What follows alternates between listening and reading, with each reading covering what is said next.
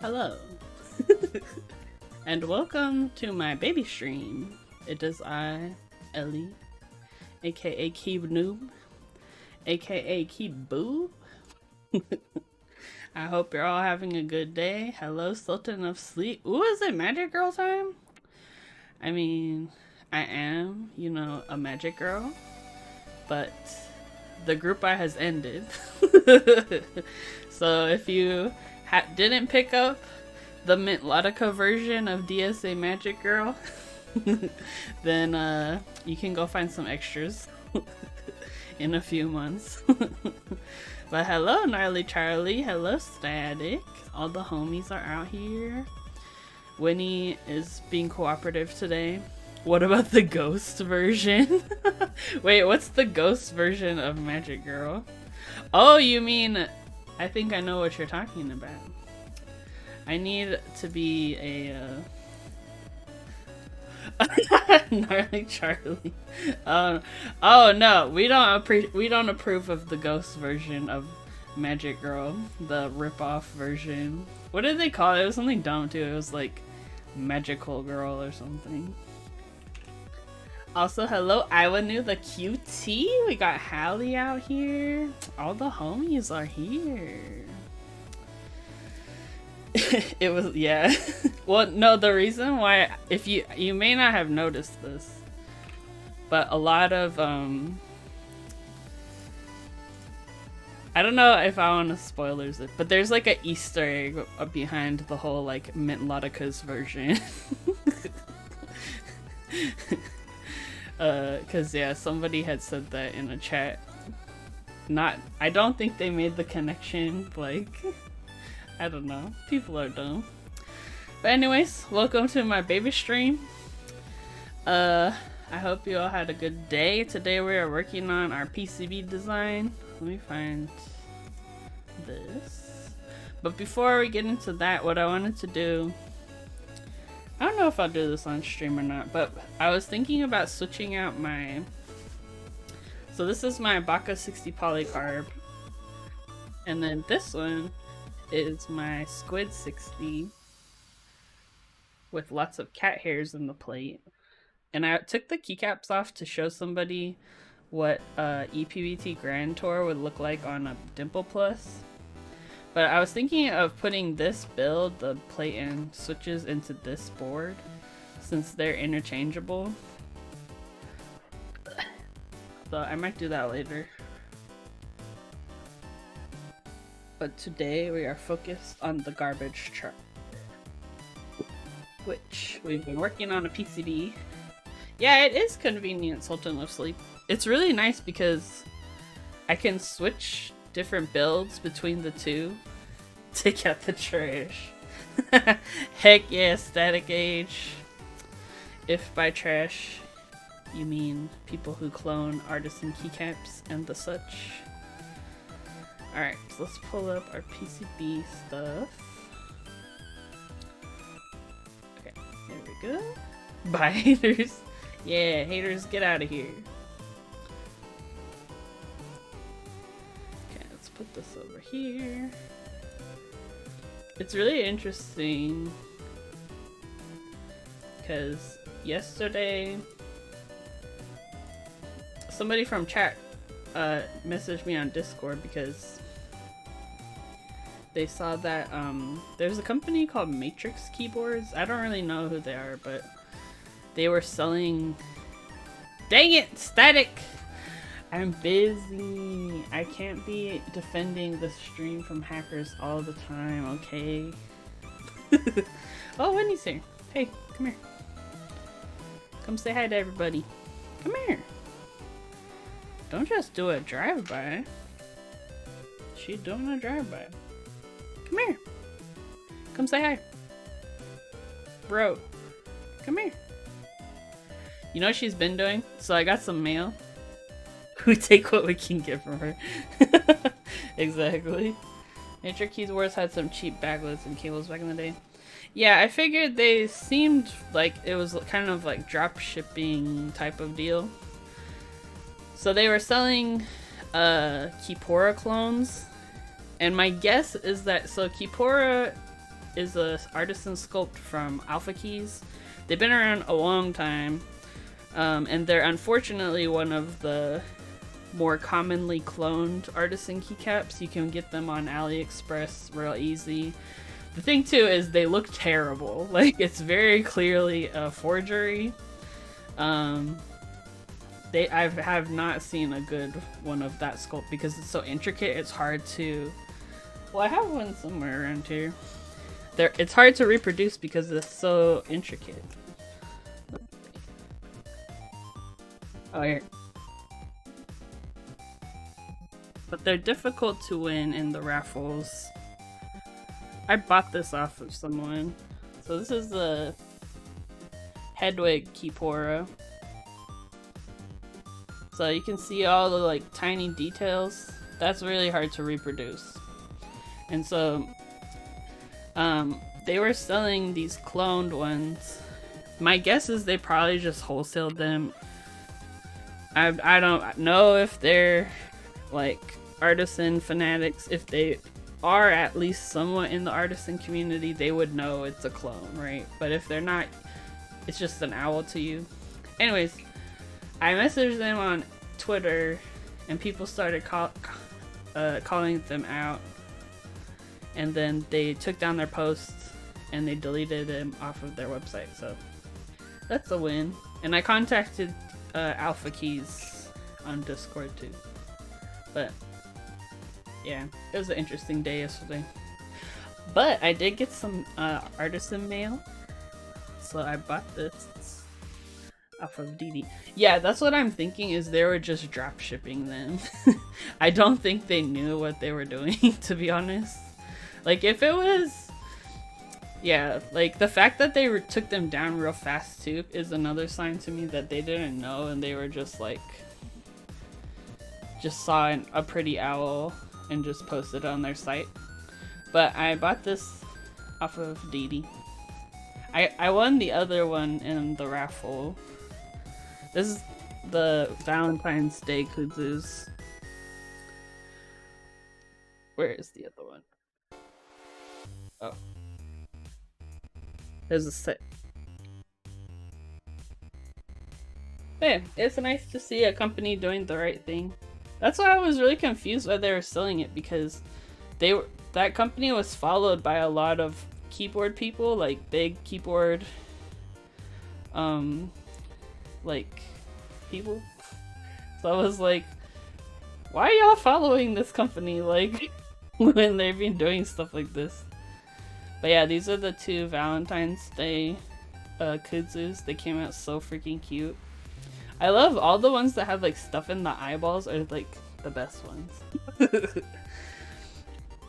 I would new. Don't steal my kudzus. I know you got a kudzu hurl recently too. I seen your post. Okay, so this is our beautiful PCB. Let me pull it up for you guys.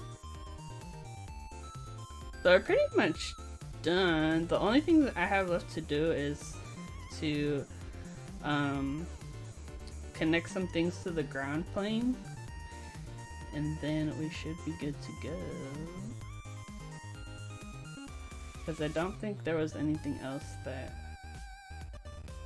we needed to do. Hey, what's up, Trades?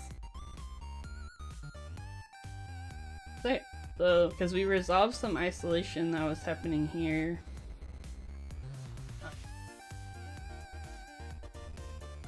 So yeah, we just gotta continue finishing up some stuff on here. So, what I'm thinking. Dang, Trades, dang. We're trying to be fancy, you know. Also, if you want these files, let me know and I'll send it to you to look at. But yeah, we were resolving some issues last time. Okay, let me do that. Also, I was submitting PRs over the weekend. Come in, Bean, for the Baka 70. I think I'm gonna have to do it again because there were some changes made. But at least it's there, you know. Hey, what's up, Tanya? Bruh. It is me, the Cube Noob, and you are the Tangerine. Come here, Bean. Come say hi to Tanya. Come here.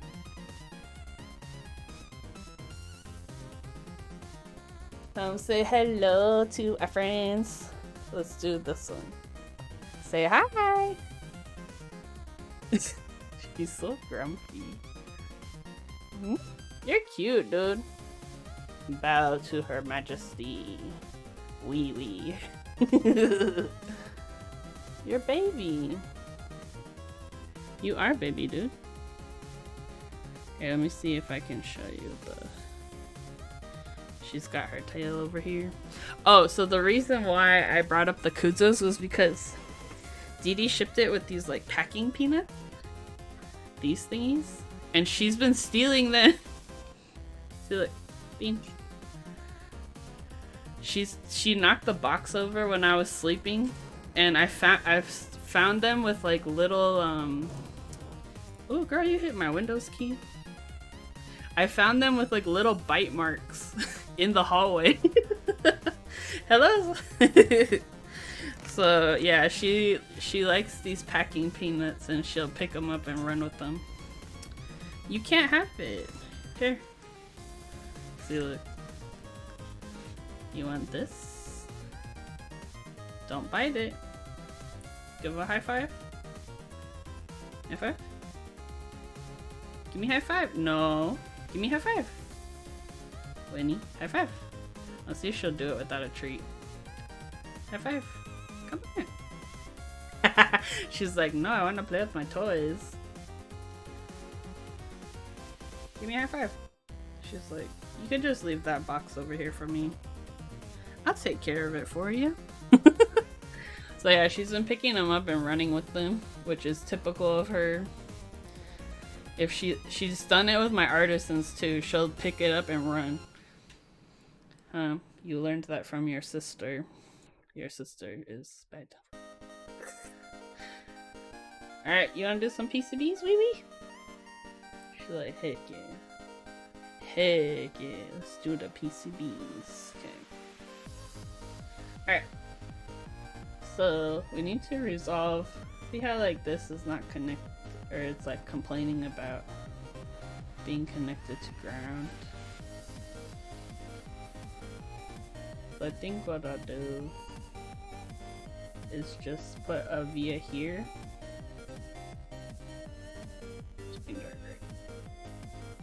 I'll put like one here and then one like here, and I'll connect those together on the other side.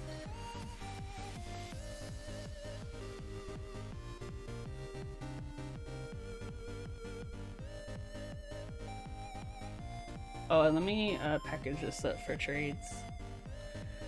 I almost forgot.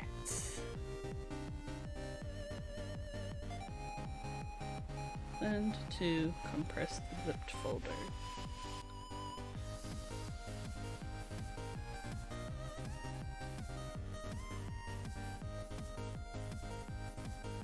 But yeah, I submitted the PRs for the Baka 70, it got merged. So I need to submit the one for VIA.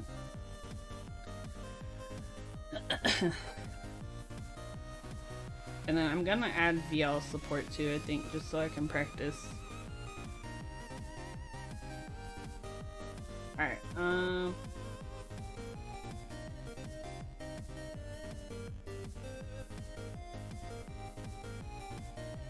yeah, trades! I got you! We got files, baby! Okay, and then I think... I'm debating how to do this.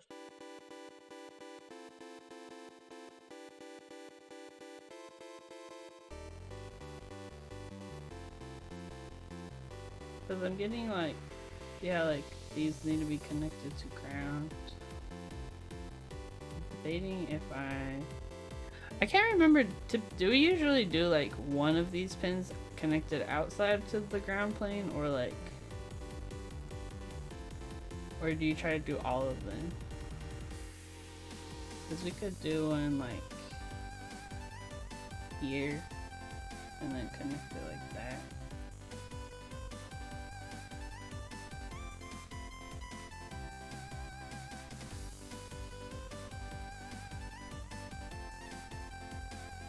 There it gets a little tricky because it's so tightly connected to things. You pull the power bus around the whole MCU. I think? Hold on. Let me turn this off. So I have it like 3/4 of the way. The bottom side is isolated.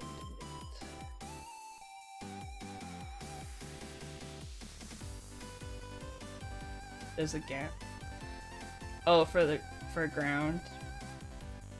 Yeah, I'm wondering if like maybe I move this a little bit up.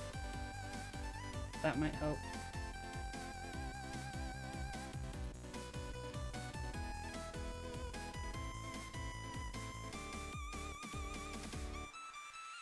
Like, see how it's getting closer?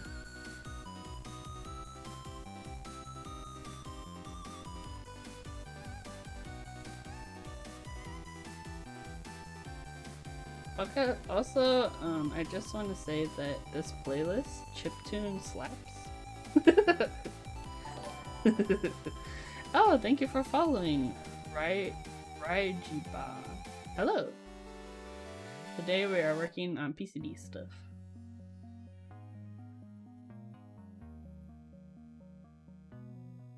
I think it's closer.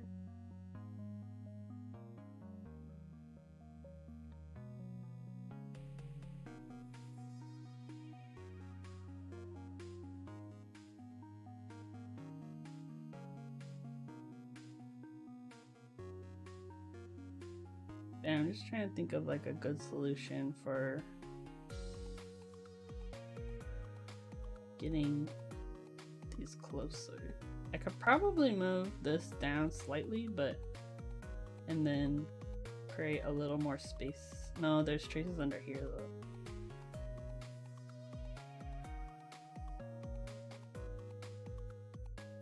Could probably move this down. I don't know if there's enough space there for a V. Nope.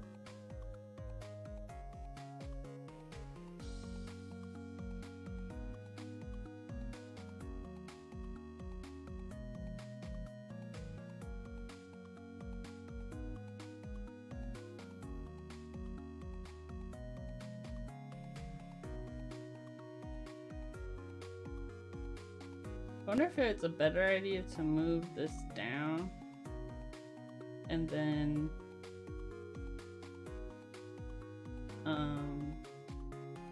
connect this pin to the ground plane on this side, and then I could connect these two together.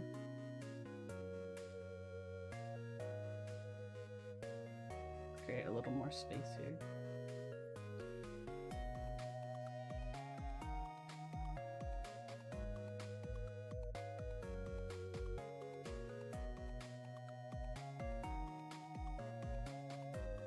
Something like that.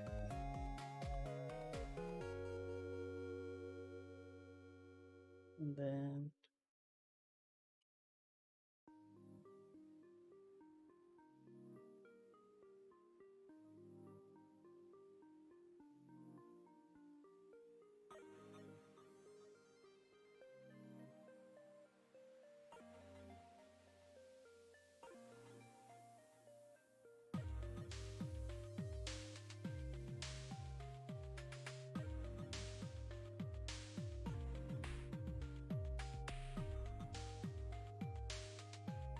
just pull some of the traces from the ground pins into the center. Oh, like from these pads inwards. Like that.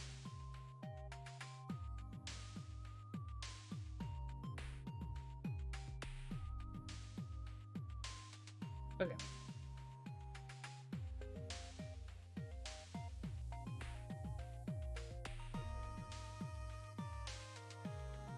Because yeah, this part is connected on to the plane on the front side, right? There's like two halves. Oops.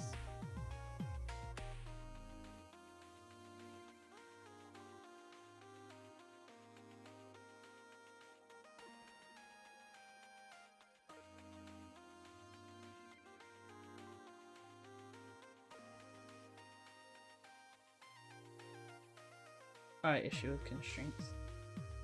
Do you think that's okay to run the ground between these two components? Because if not, I think I could do like out to here. Okay, cool.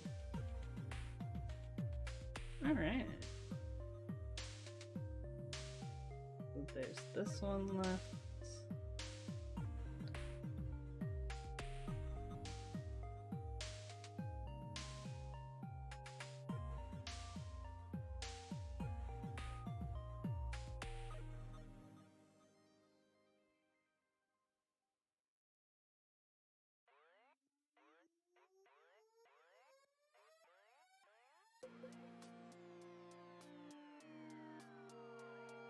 I wonder if I could do like this.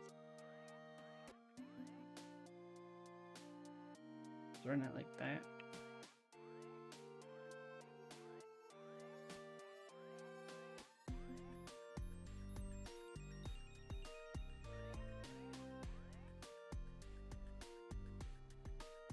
Okay.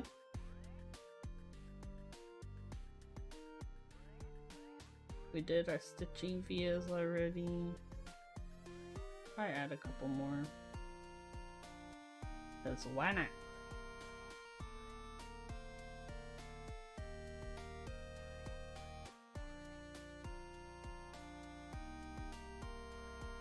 Something.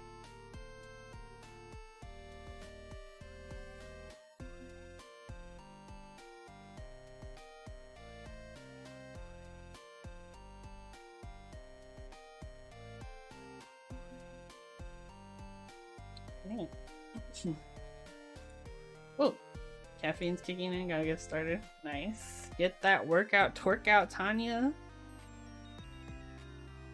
Okay, so I think we're done here.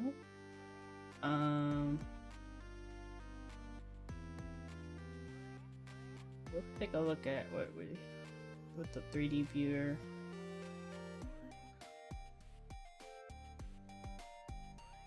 Do we want to be fancy? What do we want to add? Should it have a design?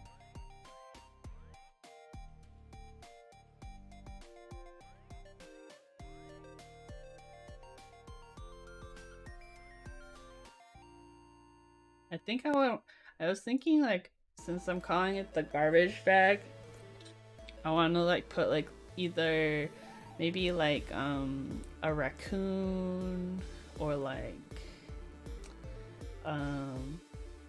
add LED. Missed opportunities. I'm serious. I'm so mad at myself now. I wasn't thinking big enough, Tanya. You showed that to me.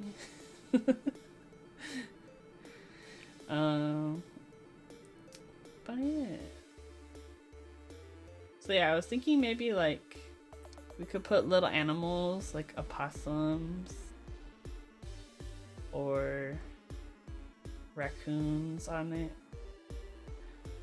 or just garbage, or just a garbage bag. It's never too late to change my name. Also, hello BA, only 28 minutes late. Yes, Roger, a second account. Once you switch this one to the new name, then switch. Dang, you're too smart.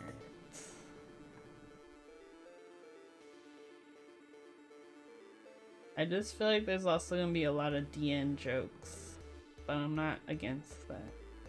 Possum Lodge, like the red and green shot. Ooh, we could do, yeah. What's up, Confetti Yank?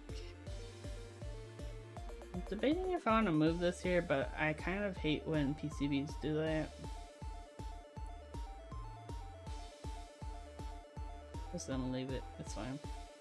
Okay, so now is the best time where we get to resolve issues. Do you try my colors? Oh, I haven't. Should we do that right now? Let me download that. I got too excited. Here we go. Download.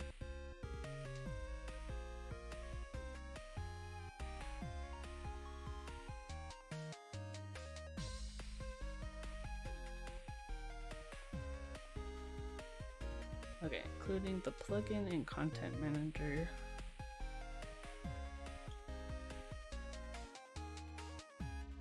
Let's update our KiCad theme so we can look fancy. No, we're getting hacked! Superior Kimchi, how could you do this to me? How's the kimchi though? Is it superior? No! We're getting hacked! Okay, we're safe again. It's fine, it's fine. No! So we're getting hacked too much. I don't know if my computer will survive this. It may not recover. Ooh, but we're getting hacked by good deals though. EPBT aesthetic, baby. $79 base kit. Okay, display colors.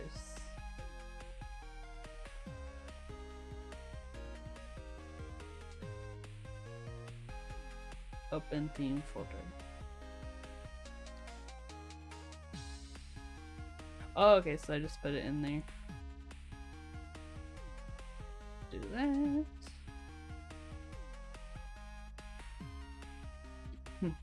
Okay, we might need to close our thingy. Let's do that real fast.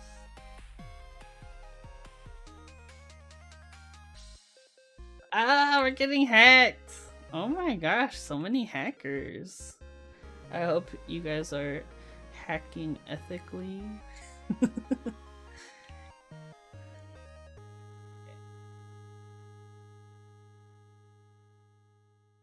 Always. Nice. Okay, so then let's go to preferences, colors, BA theme. Oh, this one is cool! Look how beautiful we are now! This is the premium Blind Assassin theme, everyone. We're in the mind of a designer right now. Hello! We're getting hacked by deals! EPBT, I think the dust mats are on sale still at Canon Keys. I'm kind of tempted to pick up another one of the one I have because I got a stain on it. Oh yeah, here. If you want to be aesthetic, there you go. PC beds. Hello, Double Day. It's the cakes. Hello. We just changed our theme and now we're fancy. Look at this. Oh my gosh. Okay, so what are some things we want to label on our PCB? Wow. Ooh, it's like a raspberry color. We're getting hacked. Oh my gosh, there's so many hack. Okay, not gonna lie though, the hacker screen looks really good with this color. It looks really good. Okay, so wow, this is beautiful. Okay, so what I need to do is I need to dang Tanya. I need to figure out what do we want to be fancy? What should we label on here? Also, should I put reset pins? I think at some point I wanted to put in breakout pin.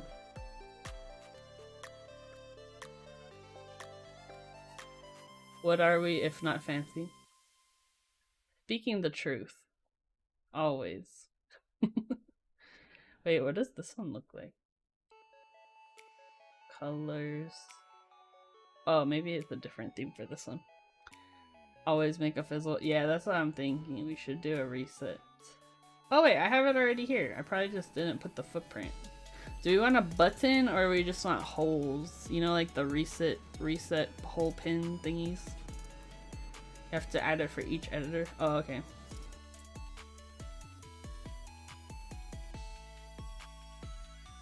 Oh, this one. Okay. Woo!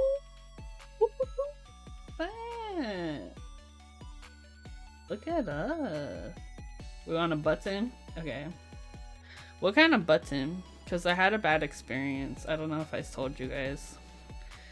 There was this reset button part that I ordered from DigiKey. It was like DigiKey or Mouser. And I ordered it along with a bunch of other parts for the discipline. And literally that one part, it's been over a year. They still didn't get that part in, and it was delaying the rest of my stuff. So I was like, when I remembered, I was like, you know what? Just like cancel that part of my order and send me the rest of it. Cause I don't got time for this. So I have some discipline PCBs with all the parts now. Alps for small button.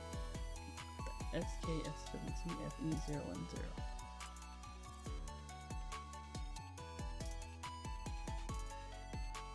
Ooh, cute. So this is the part.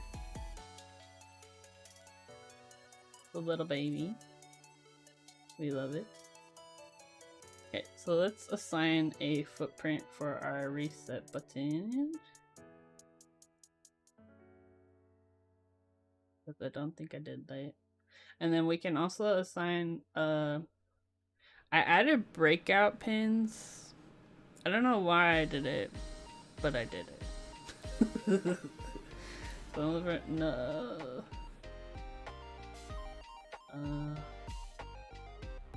We'll redo it manually. Okay.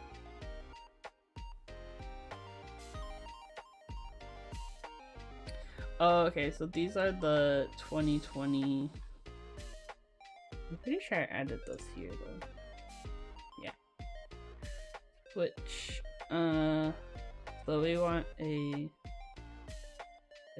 Does it say? I know Keybio had some footprints for switches. They have this one. I think that's the one that was like out of stock forever. Oops.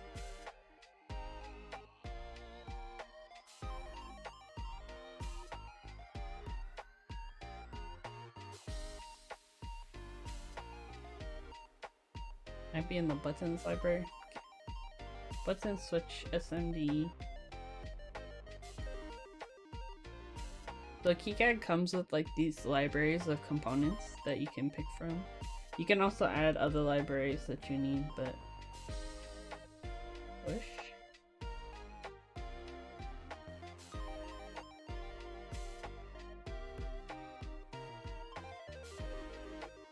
See if I can. Filter. SKSW. No.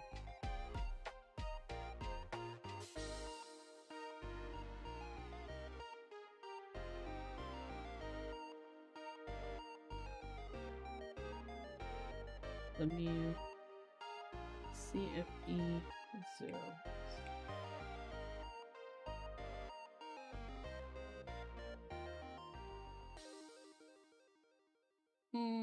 We'll just do the thick one for now. Then I might need to go find the reserve footprints for this here.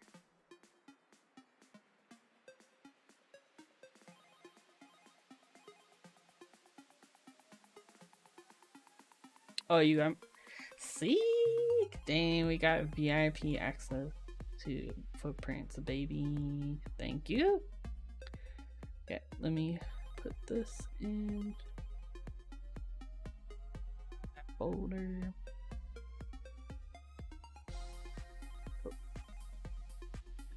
Is KiCad mod? That's their new GLC has. Oh, nice. Yeah, that's a thing, right? Is like finding things in stock.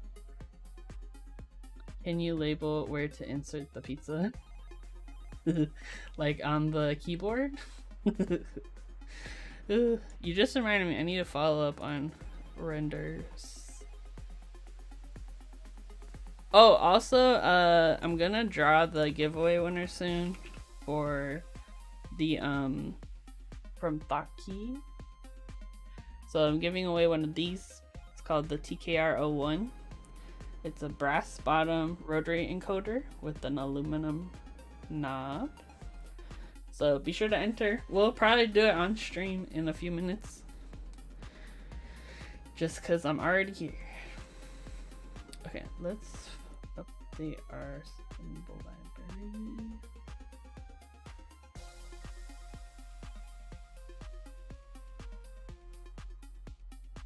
You could enter I1A, but if you won, we're gonna be yelling rigged the entire time.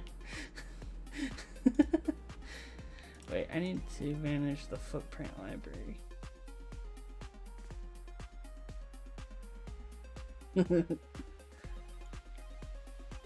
Good luck to all. I was laughing because somebody was like, I'm gonna need you to program the knob to design my PCBs as I spin it.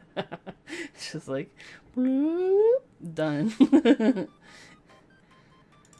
There was a, what was it called? Oh, you know what? I think I need to make a folder. Hold on. Let me make a folder. Someone on Instagram was like, they were like 40s energy, and they're like, I could do a typing test with the knob if I win. I was like, please do it. Oups.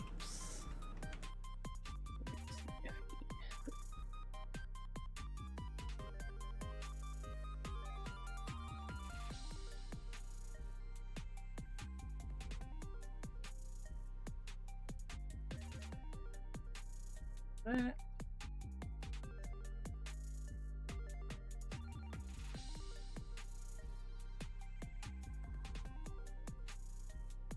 Okay. So now, if we open this again,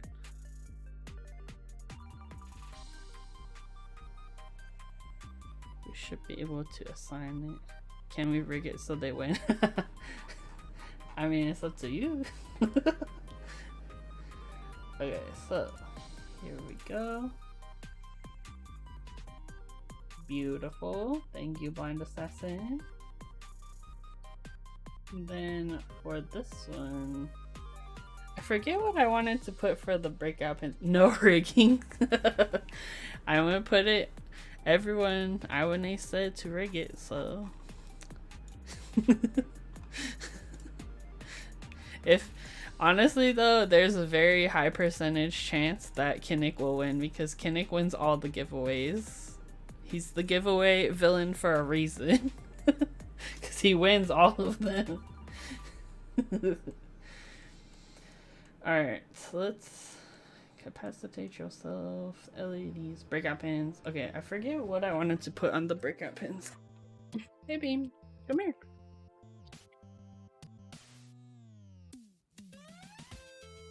Because I know there's a couple of them on here.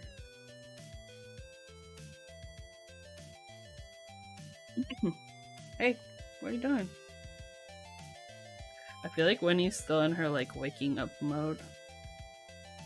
So she has like grumpy face and is just staring at me from the side of the thing. Oh, that's right. Okay, so I was gonna add these here. But that was a question I wrote for myself on here was, what does SCL and SDA stand for? Are they the same as D plus and D minus? Which was my best guess. So D plus and D minus are like the data lines or whatever.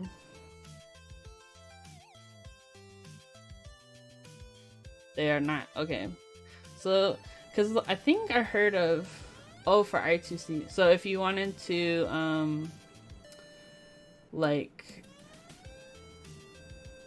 It's kind of like if you wanted to flash a new bootloader or something. Would that be how you would connect it or whatever?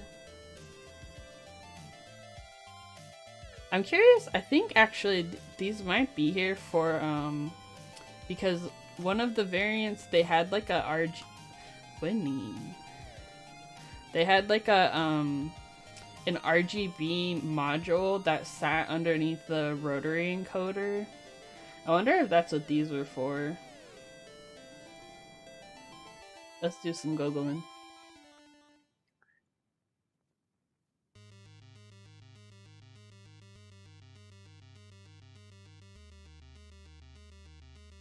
Not for flashing. Okay, yeah. I'm curious. Because for flashing, there's the 6 pins, right? But I've never, like, configured that before. Oh, okay, yeah. So this is what those pins were for originally.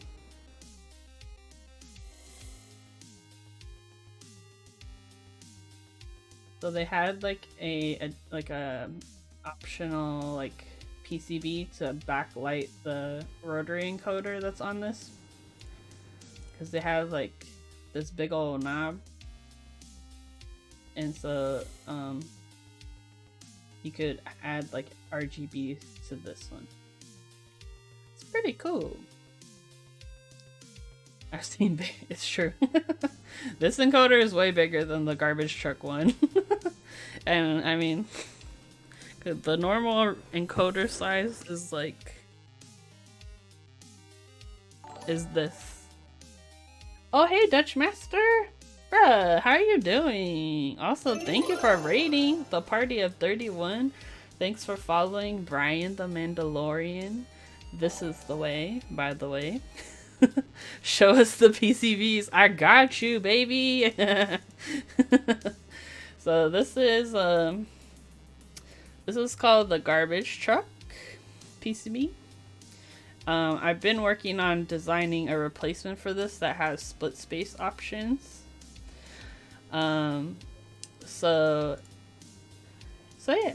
Oh, also, you guys have a few minutes. If you haven't already entered on my Instagram, I'm doing a giveaway that's sponsored by my good friend Iwane from Thought Keys.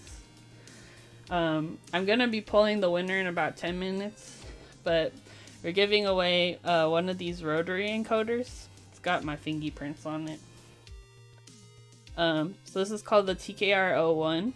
It has a solid brass bottom, and then it has an aluminum knob on the top.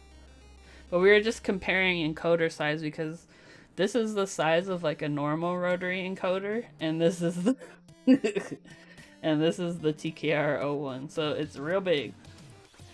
So yeah, if you want to win one of these, go ahead and enter for that. Overcompensating. I feel like it gives me DJ vibes, like I'm constantly going like this. They can steal my no, they can't steal my identity because the one that we're giving away is still in the box. I haven't opened it. But if you were to get this one, you could steal my identity. And also, I kind of would love to... I was obsessed with CSI, the TV show, like a long time ago.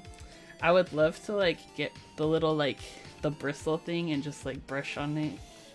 Pick up some fingerprints. I would help you steal my own fingerprints. That's how much I watch CSI. Sign the knob. Why do they want my signature though? I could give them a Winnie whisker. I probably have one around. I said someone. It was Rubber Duckies. I forget what we were doing, and he won something, and he's like, "I'll only take it if I get some Winnie hair with it." So I sent him a whisker. How do we know you didn't have your fingerprints changed? You'll never know. Sign the knob with your social security number. Sure, it's 1 2 3 4 5 6 7 8 9. Signed by a famous business person. Heck yeah, Liberation knows. Liberation knows I'm the president and CEO of my Discord.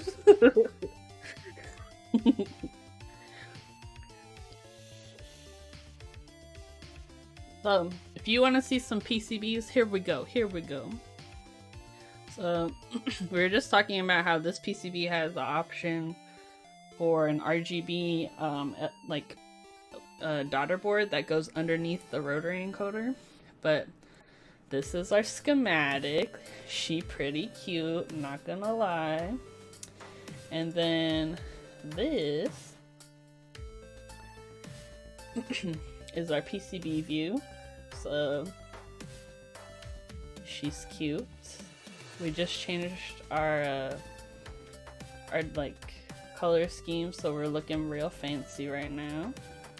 But this becomes this. So you can see we added some split space options here. But yeah, that was my main purpose for doing this, was because I want split space bar on this, and because I need to practice. The real tricky thing is gonna be finding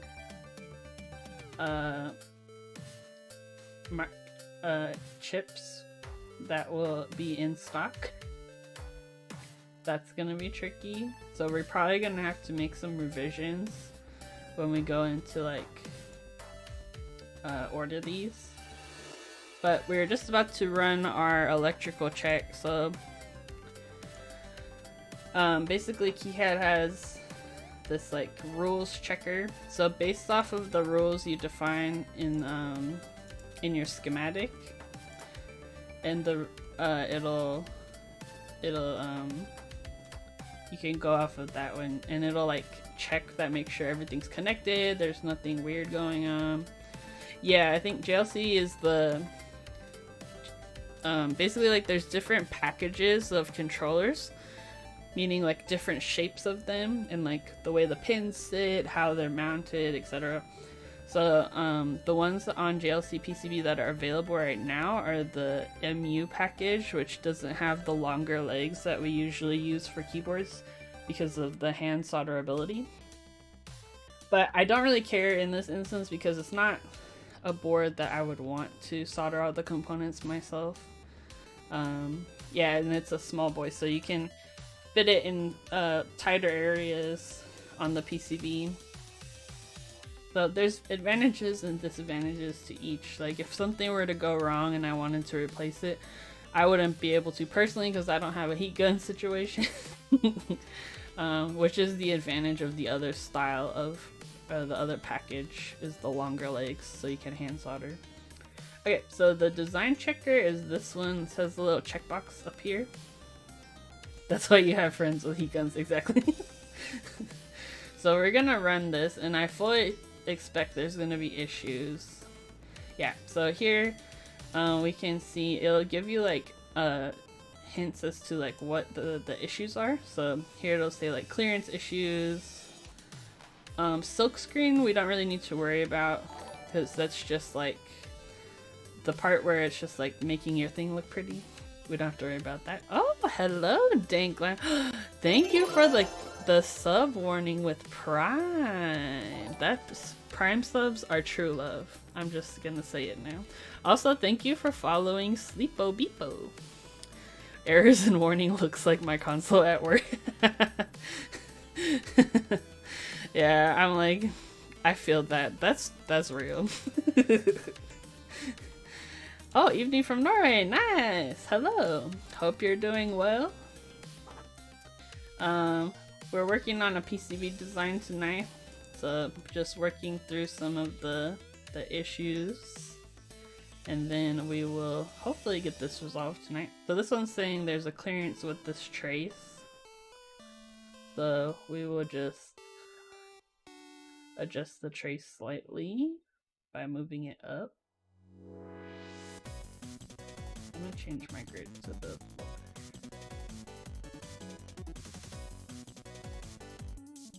Okay. So now if we rerun the test, it should get rid of that first one.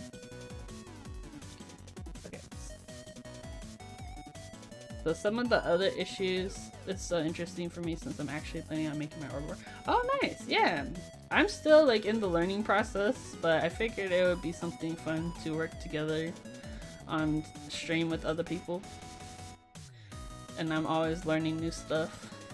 So at least you know what. Hey, you know what? We're all learning, constantly learning and growing. But yeah, if you have any questions, feel free to join my Discord. I have a PCB Weebs channel in there, so we post. I like to creep on PCBs and like post pictures and stuff. PCBs take time and many revisions to get comfortable and looking good. Yeah, exactly. And I feel like even if you have it set up, you're never fully satisfied with how it looks. So it's like constantly revising and changing. Okay, so this one says there's a clearance issue. So they're complaining about this hole here that's drilled through the PCB for the switch is intersecting with the pad. This isn't a big deal because if you've ever soldered PCBs like this where they were overlapping, it'll just cut out like the little corner of the pad, but you still have all of the rest of this to make an electrical connection. I did have JLC PCB fight me when I was trying to get PCBs made, but that was for the Chaos pad, and that one had a ton of overlapping like this. So this particular violation, we don't really care about, so we can exclude this one, and it'll basically just ignore it the next time it runs.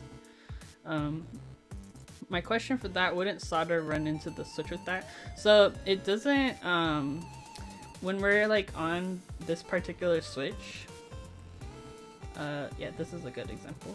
So here this hole is overlapping this pad, but this mounting hole belongs to this pad. So you never actually will run into issues where solder is going to be touching the hole. And then this pad belongs to this mounting hole. So yeah, it looks like it might conflict, but since these are for two different switches, it'll be shifted over enough that it won't conflict with this, if that makes sense. My 7V has a cut pad that needs to be soldered too.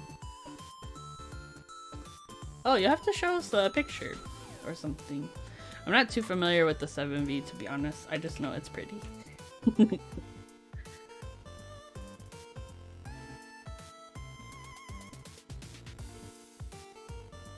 Yeah, I'm curious to see what that looks like.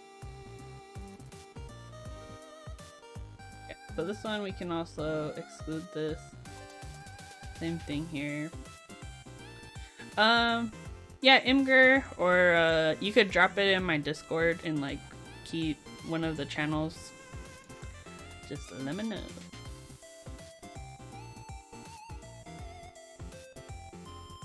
Okay, so same thing. This one's a courtyards overlap error, so see these lines here? This one, they're basically like, they're called courtyards, and they're like, they're basically just like guidelines for like how much space should be given around your component. So it gets mad when those are overlapping, so I just move this over slightly and it should be fine. Okay, the rest of these are silkscreen errors, which silkscreen doesn't really matter too much because it's just like, it's like the drawings on a PCB. It's not like electrically affecting things.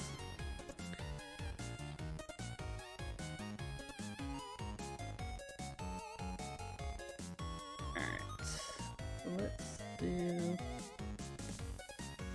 Okay, so the silkscreen, I'm just gonna ignore the silkscreen ones. And then, okay, here, drilled holes too close together. Oh yeah, so this is the same type of error, so it's complaining about these holes overlapping each other, so we don't have to worry about that. Same thing here. So this happens when you have like multiple switch options, because there will be holes that overlap.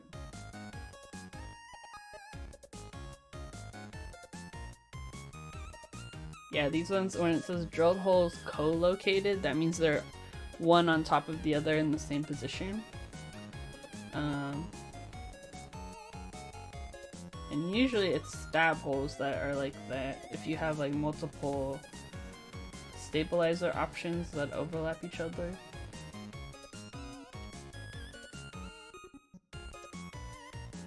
And double check.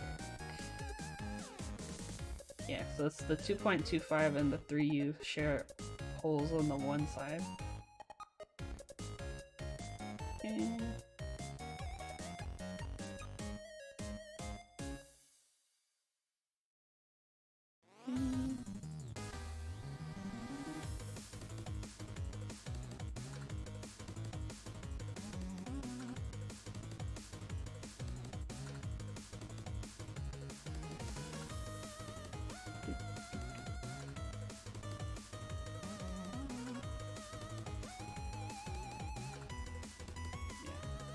So yeah, most of these are the same type of errors. The ones you really want to look out for is like unconnected ends. That means there's usually like a tiny trace that's sitting underneath something. Then PCB weaves. Oh yeah, let me take a look.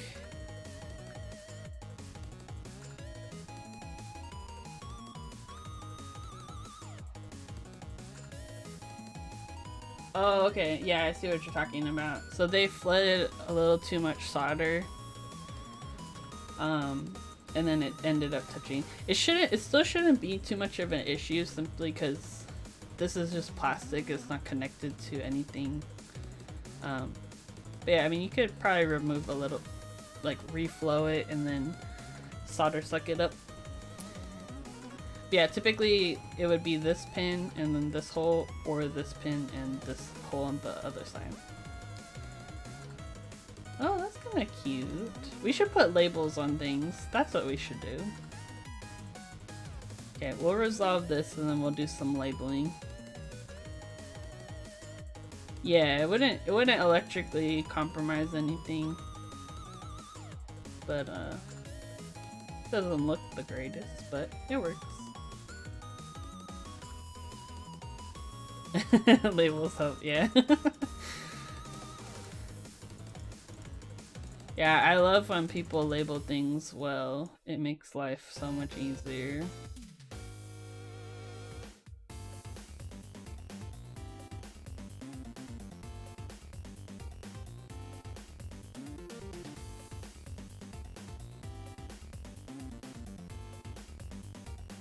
Yeah, so these are silkscreen.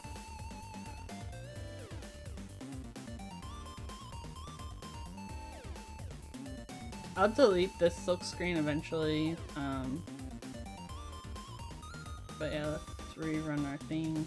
Okay, so those are our warnings. Cool, so we don't have any more errors. Let's save. I'm gonna delete the markers too, because yeah. Even the Wilbur WT60G has helpful labels. Yeah, labels make a big difference, and I think it takes a little bit of user experience mindset to think about stuff like that. Alright, so what are some other things you need to do? Oh, hello! Thank you for following Custom Niches. What is your fave custom niche right now? I'm curious, what are these niches? Okay, so let's do some labeling. We'll add it to the front silkscreen layer. I'm curious. Yeah, maybe we could add labels for the stab positions too, because I feel like that would be helpful. Keyboards and 3D printing, figured this was a good place for such niches. Nice, yeah. I feel like 3D printing and like the DIY scene is real cool, and it definitely, there's overlap with keyboards, which is awesome. Some of the first keyboards I had were 3D printed. Do you know if all keyed PCBs still work even if the solder pad went off in the back? So you're saying I have labels already? Wait, I do? Did I do it? Oh, I have the ones that are like, I have these ones for like the switch positions, but I wanted to make it fancy trades. We gotta be fancy, okay? I'm just debating how I want to do it, because I was thinking typically people will label it on the back side of the PCB, but it's actually more helpful, I think, if it's labeled on the front, because when you're putting switches in, you would see those like on the top side, but it could get covered by the plate somewhat. I don't know. Okay, so yeah, you can see through the plate, and then that works. Since the client actually pulled off a solder pad in the back, the switch still works with the pad in the back. So it could technically still work if there's a connection between the switch leg and, because the pads are they're like, what is it called, plated on the top and the bottom. Usually the top won't have as much plating, but usually like the top and the bottom and like inside is plated. So if there's solder touching those two things, it could still work. Yeah, through hole. So the hole itself should be plated. Okay, so what am I doing?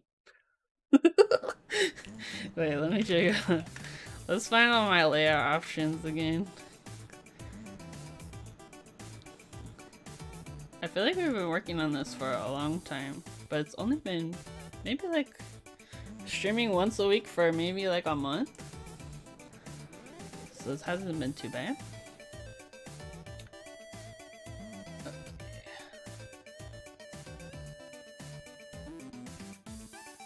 But yeah, the other thing I want to check is that I have all of my bottom row options.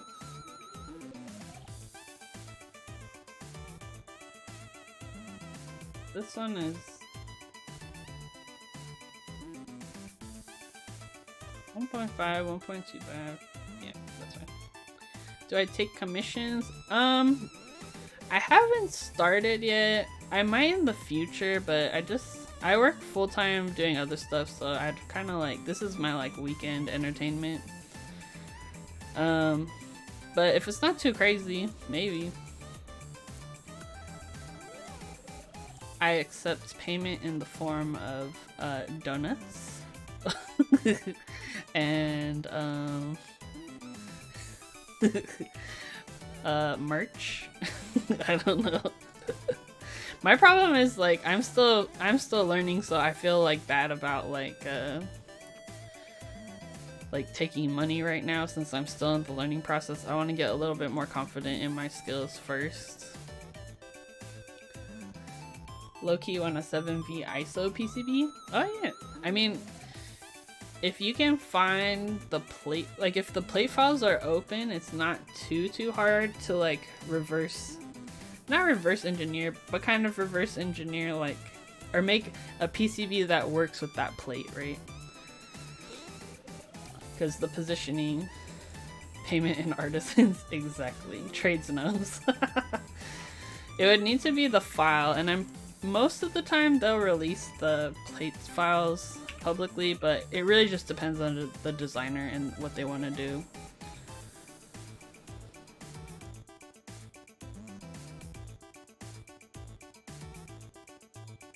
Oh yeah, so it looks like they have released the plate. So is 7V like sandwich mount? How does that plate sit in there? Or I guess it could be its gasket.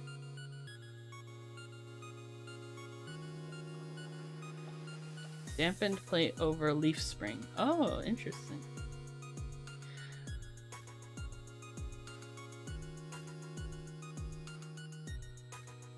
The PCB has the leaves. Oh, okay. Huh, interesting. Well, they do have a DXF file for the plate, but it doesn't seem to have the leaf parts you're talking about, so I don't know if it's possible. Oh, I get what you're saying, because the plate sits on top and then yeah, that would be harder to create a PCB for then, because you would need to get like exact measurements from the leaf parts. I want to see there.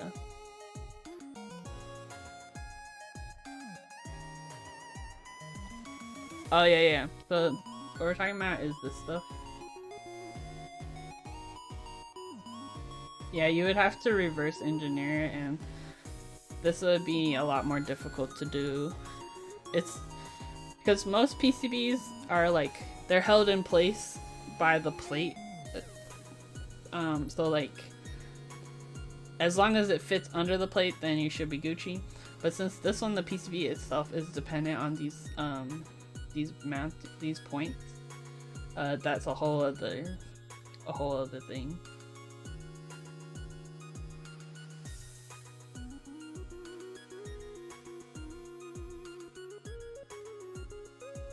That's interesting. I didn't know the 7V was like that. Okay, I'm gonna delete the silk screen. Just cause I don't think I need it anymore. I think we have everything positioned where we need it. So delete that layer. Oh, whoops. We gotta learn today, right? Imagine learning things. Brazy. Okay, so then on the front, I'll start labeling this stuff. So we'll do 1.25. One of the reasons, yeah, that's smart. You kind of need it.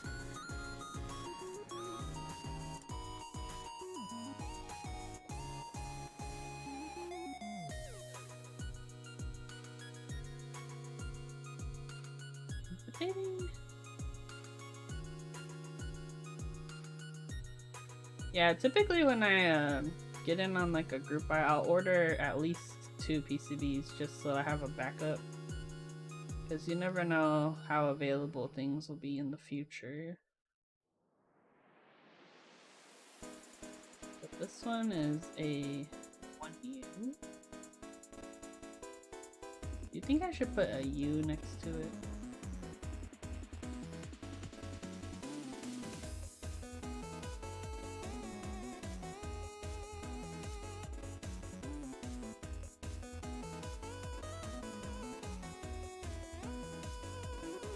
I usually specialize in Mechanist keyboards. Oh yeah, I forgot about that. Don't they have a physical store there?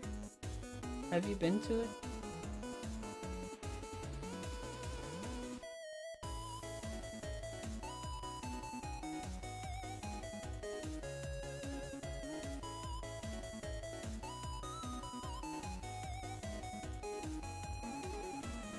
One of my builds will be showcased. Oh cool! That's awesome! So they like will have customer boards there and stuff. That's it. Hey, degentrifier. I'm good. Just working on some PCBs. The usual. We're trying to make it fancy now and labeling things. Not really. They commissioned a build. Oh, cool. That's awesome.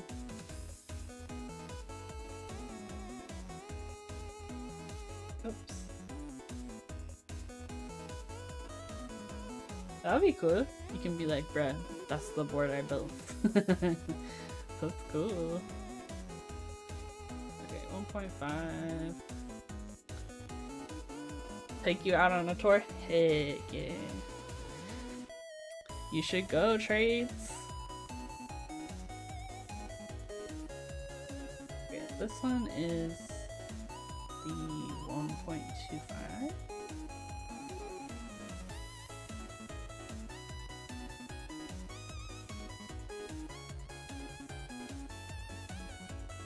This one is the 2.75.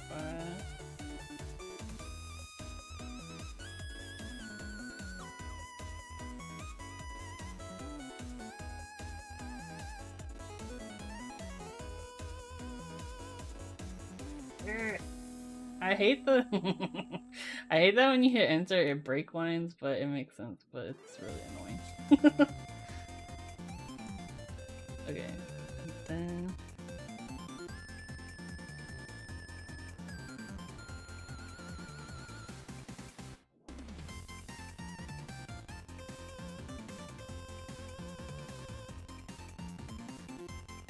trades. I learned a new Swedish word.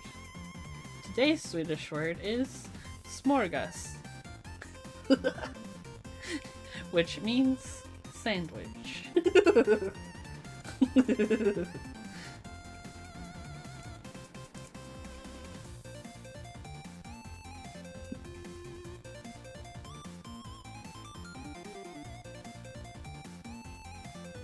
Trades. I can read like 2 words in your sentence for it.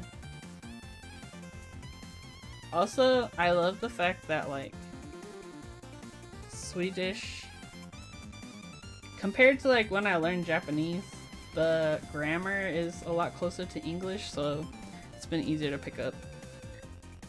Gonna start recruiting me. Jesus, no, I can never surpass Trades. Trades is a genius.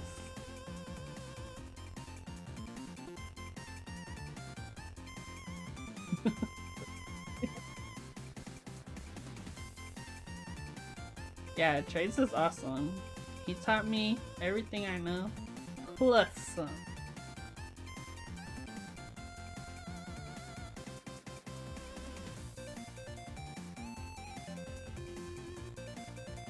This one is 2.25.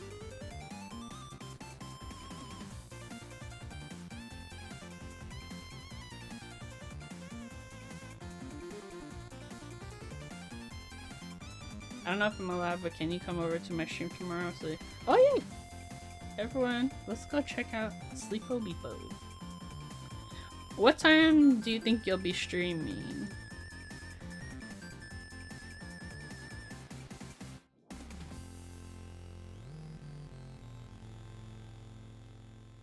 You over here knowing what unit each hole is. Oh, so, no, what I do is, when I'm creating my schematic, what I started doing was on my switches, I label like the size along with like which key it is, so that it makes it easier when you like assign footprints. So like here when I'm assigning footprints, that way I know like if it's a larger key, I'll have the size here and then I can reference it right there. Yeah, so it saves me a little work later on. 6 p.m. CET. Oh, okay. Yeah, I should be awake. I wake up really late because my sleep schedule is so off. But yeah, I should be awake, so I'll come check it out.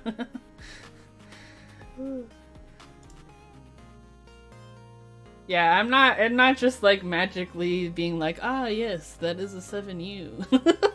No, I'm not smart enough for that. Yeah, so I can see here when I click on this footprint, it'll say in the bottom corner like the label that I created for it. So then I'm just grabbing that value from there because as soon as they overlap, it's kind of hard to read.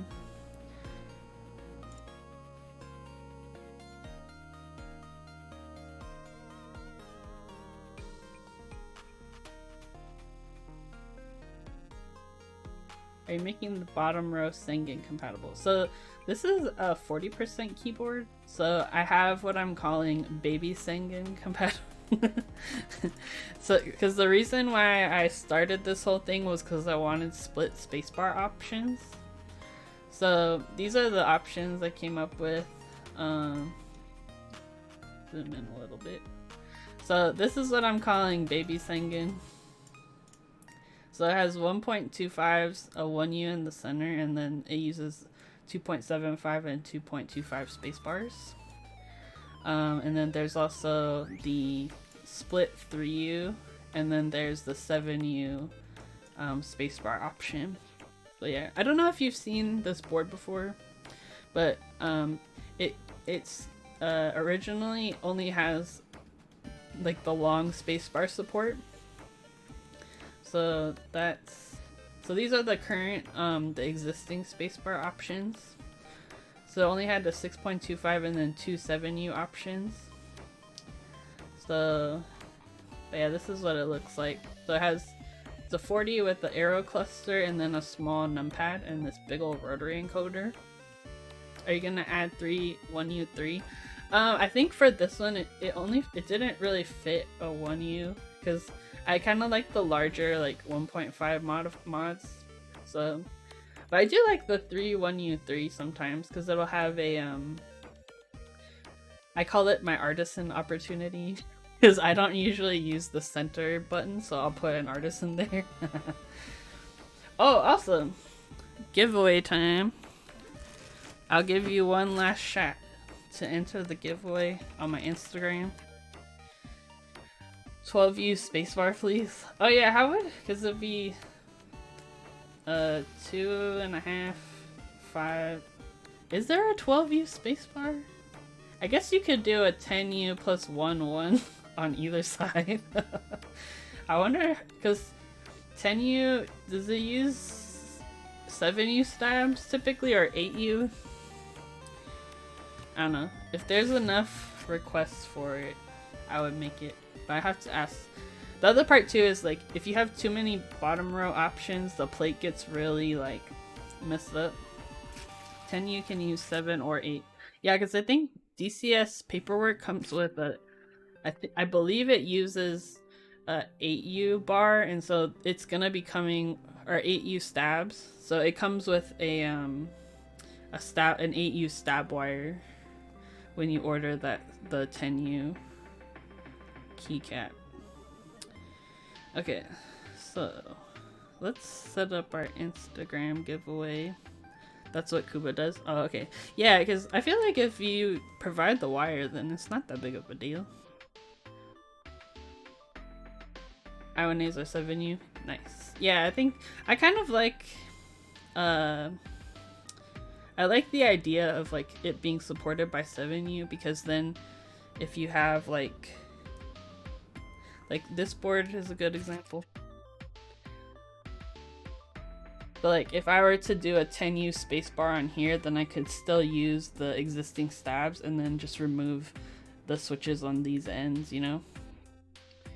So in that way I kind of prefer the 7U option, but it's nice that when they do the 8U version, then people will provide the wires for that. Okay, so let's do the giveaway.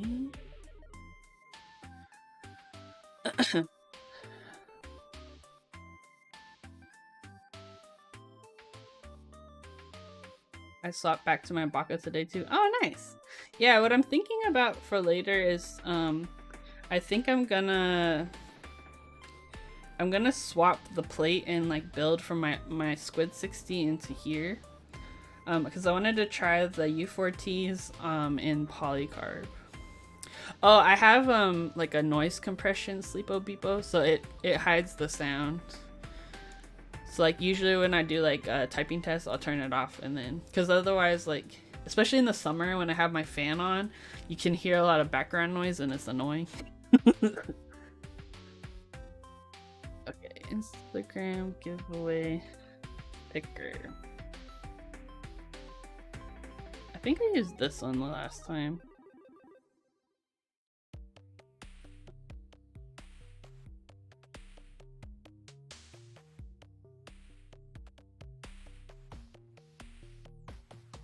Comment picker.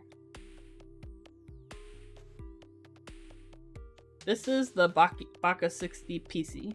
Yeah. We got that RGBs, baby. Look at that. So shiny. I didn't even recognize my own board. Wow, fake fan. See, this is how I know that Chewy cloned your designs. He did it without your knowledge. Okay, let's see. Where is this? I'm trying to figure out. Oh, here. This one should work.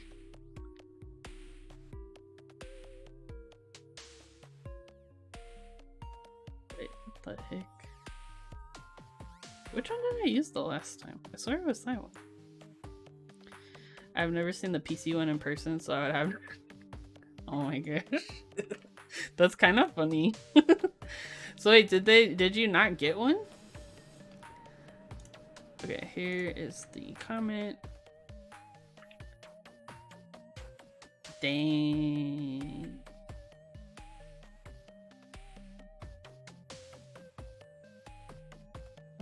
Number of minimum mentions, number of winners. Okay, so I think I also didn't have a Baka 60 until the squid bite. I was very late. Oh man. So this is the giveaway website. Let me pull up.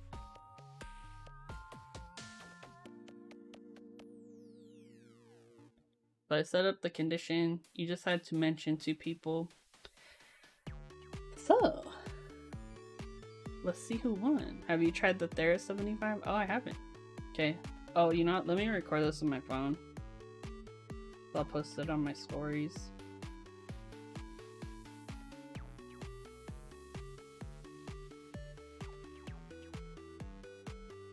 Who is it? Congratulations. Dottle keeps. Post it on the Teddygrams. Heck yeah. We're gonna post it all over the Teddygrams. Let me take a screenshot too, just in case. That is really cute. You know what? Doubleday is a pro at Instagram, okay? Doubleday has like the number one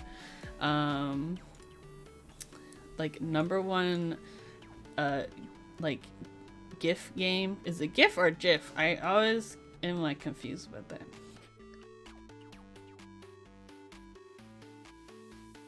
I say GIF, I think. I think that's what I feel right in my soul. Okay, let me post that real fast. But yeah, Doubleday sends me the hot gifts and I love it. Like on every story too. That's how I know Doubleday's legit. Okay, here we go.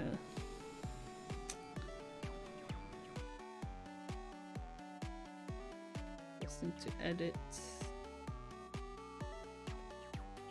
Giveaway. Closed.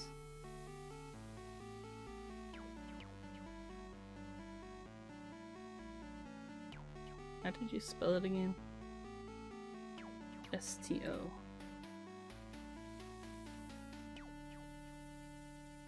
Battle keeps.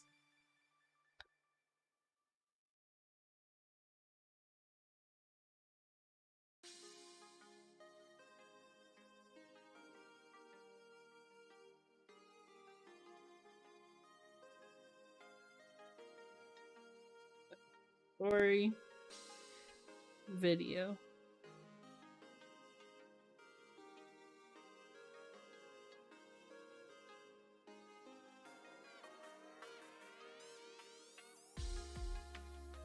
I'm gonna forget to do this. Sending a vid. Oh, okay. Yeah, let me check in just a sec.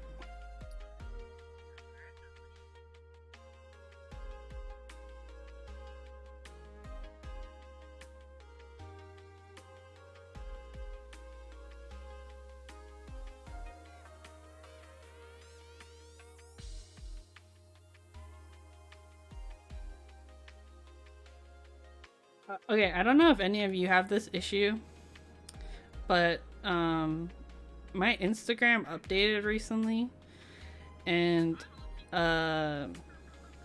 it like is doing really weird things, and it's really annoying.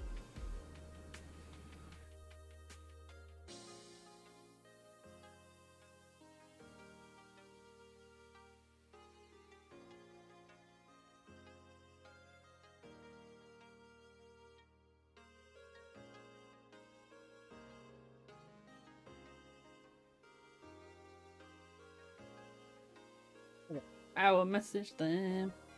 The client sent it to me. Oh, that's interesting.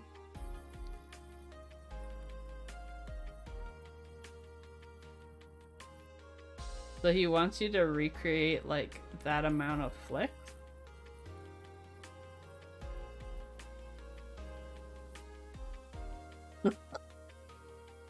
My best guess, are there flex cuts in the PCB? He's tripping.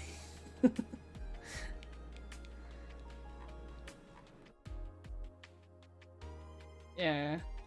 My best guess is that there's flex cuts in the PCB. So like each row's on its own strip. So he just wants you to blindly recreate that? Bro, what kind of friend is this? He needs to get, yeah, he should get the P4.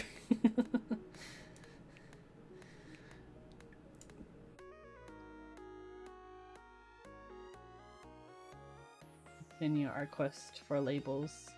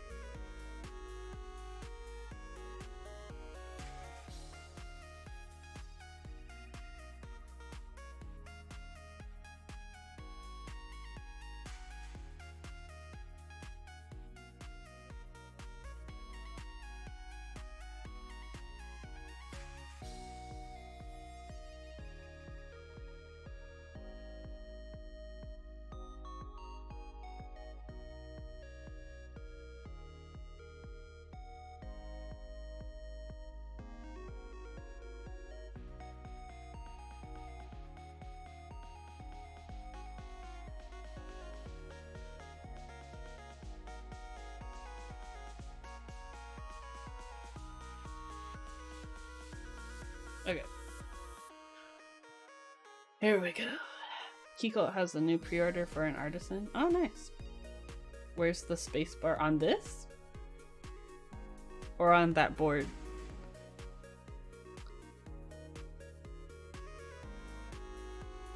This one is a 1.5.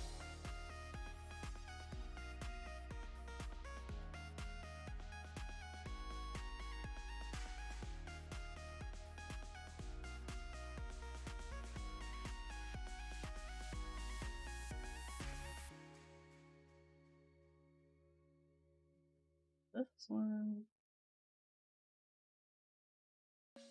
say 1.25.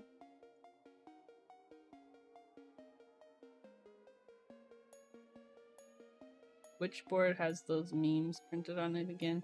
I'm like, it's probably a 40%. If we're being real. I don't know which one, but that's my guess.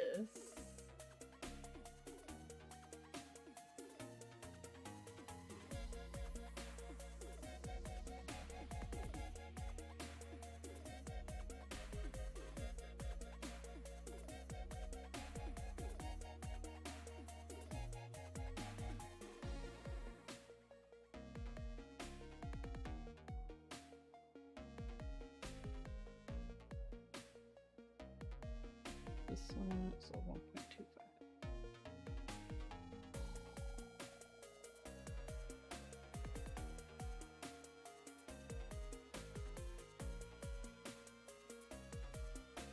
Also, I don't know if you watched The Bachelor, but the journey is over this season. The finale was yesterday. And it's intense. I'm kind of disappointed, but that's okay.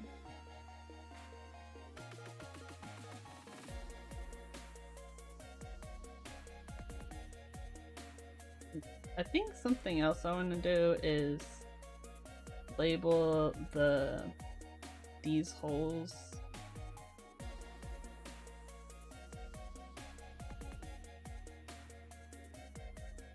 Like, I think I could just do like,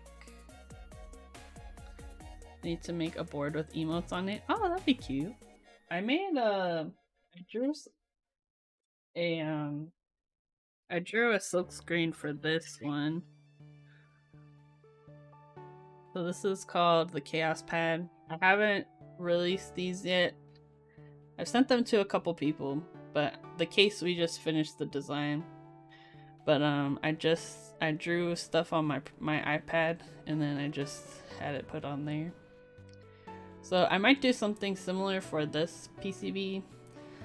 But yeah, this is a very chaotic situation. It's not just the macro pad, it's a situation.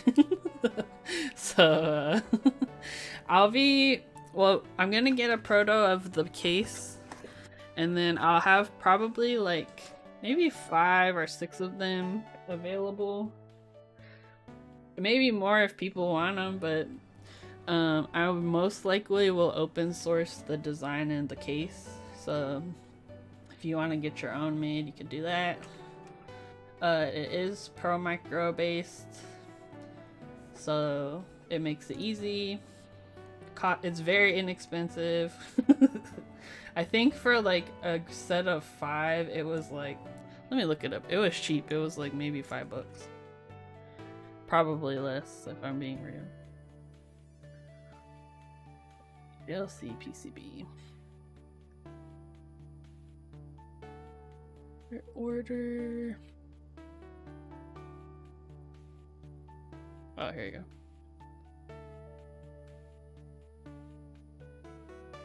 Please log in. Okay.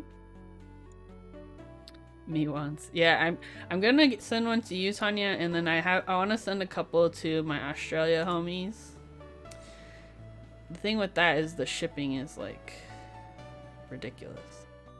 Okay, so yeah, like the PCB was like $2 a piece. Because the Pro Micro is separate, so it's just the cost of the printing, the fabrication or whatever. Did I rotate this like this?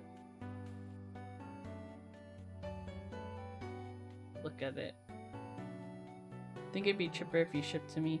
Yeah, that's what I'm thinking is I could probably, even if, I might do is just submit another order for like some of them, and then you can send them to whoever you want. Or like send a bunch to Switch Doctor, and then she could do. Oh, thank you, Sleepo Beepo. Thanks for those bits. Dang. Thank you. We try to stream, you know, consistently. I think I'm gonna rotate it actually. I don't know. Maybe rotate it.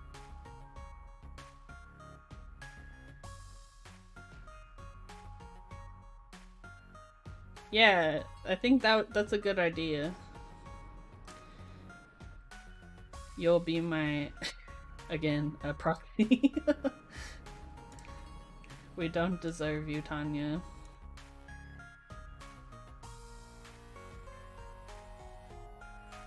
Okay, so actually this one is 2.75.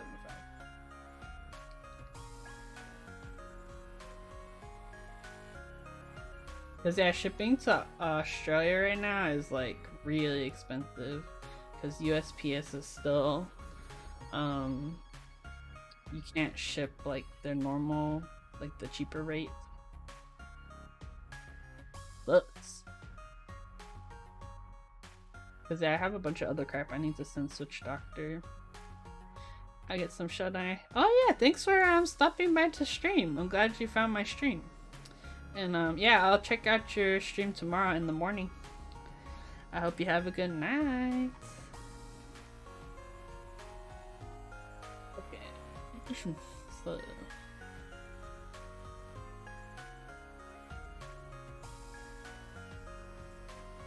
there we go. Something like that. I think too what I'm gonna do, what I did on the other one was I did like a arc. So something like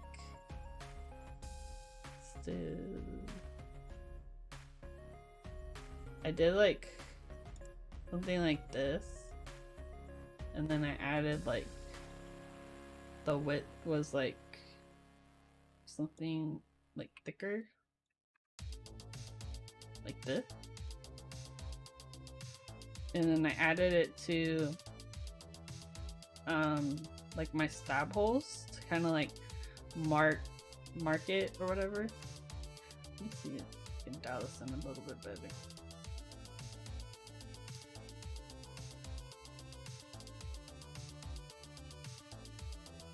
Because to me it kind of helps to visualize like where the hole is, or like the side that you like put the clip thingy into. But yeah, you have to kind of like mess around with the settings.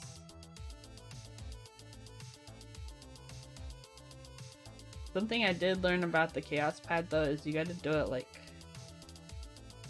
a little bit wider than you think it is, because it will do it.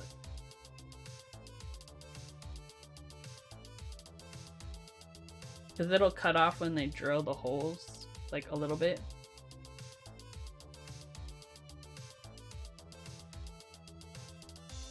Like say I like this, I should place it like a little bit above.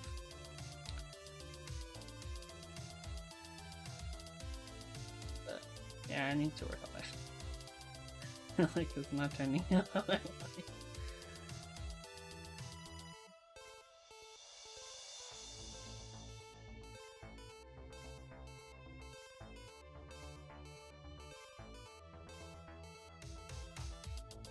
Pro. Oh my gosh, Rufio, what you're doing? I think what I need to do, I don't like the way this arc tool thing works. It's kind of annoying. Maybe I could do like a square.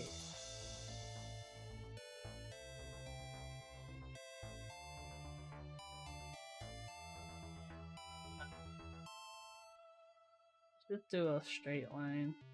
We won't be fancy.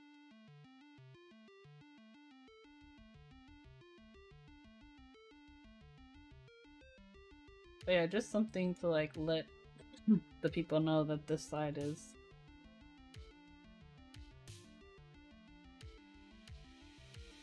different from the other. I don't like that either. Let's do the arc again. Working on a random artisan design before meeting. Oh, nice. You got any leaks? What you got?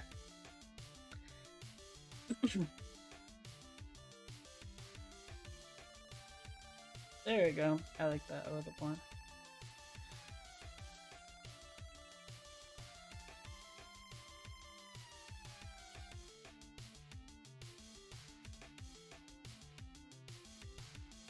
It looks kind of like a little hat.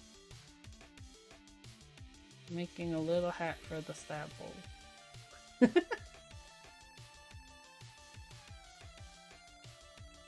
So yeah, something like that. And then when we look at it in the 3D viewer, you can see it's like there's a mark. What this ended up looking like on the the chaos pad, the one I did was a little bit too small. But it ends up looking like, you see these holes? It has the little line.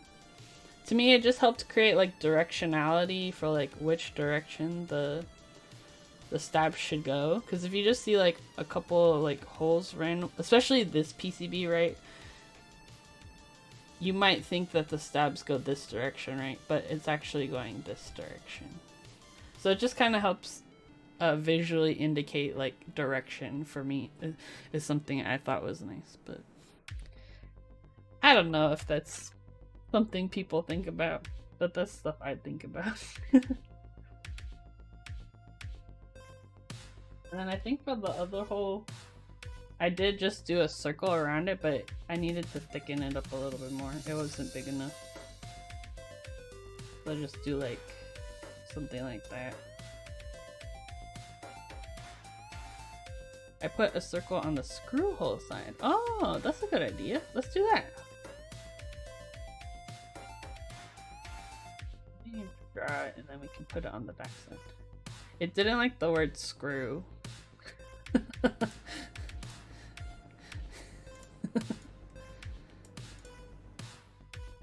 Yeah, it's interesting the terms that they pick up on and don't like. They do like. And then we'll do like 0.5 maybe.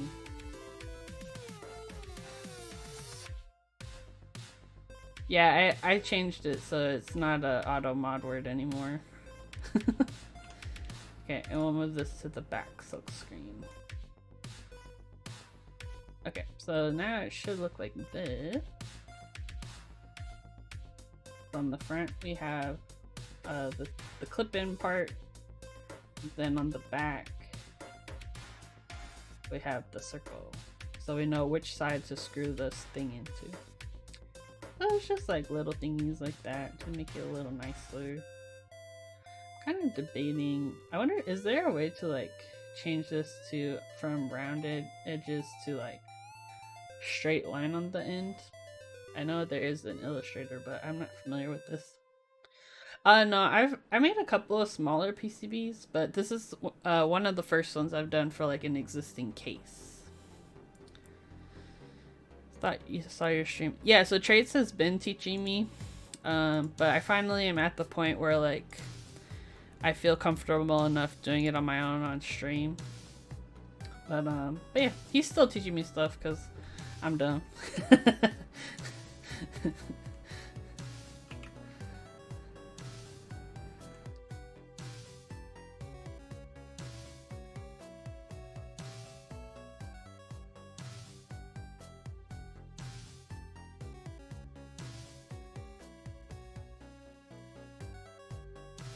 But yeah, we usually work on keyboard stuff on the weekends.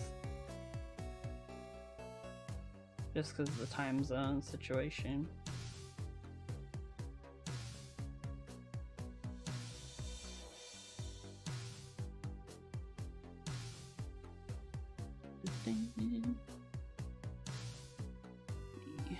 Ooh, Rufio got some leaks.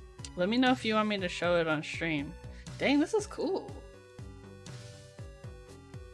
I like the hand sculpting situation.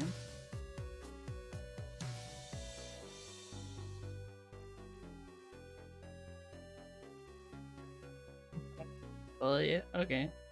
Everyone, behold. Rufio is working on an artisan sculpt. Doesn't look like a ton right now, but it will.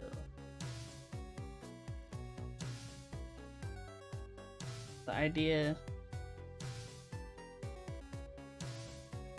I like that you colored it in, that's pretty cool. So creepy. Just got the idea. That's awesome. So like, do you typically start from clay and then, or you kind of like go in between like 3D and clay sculpted?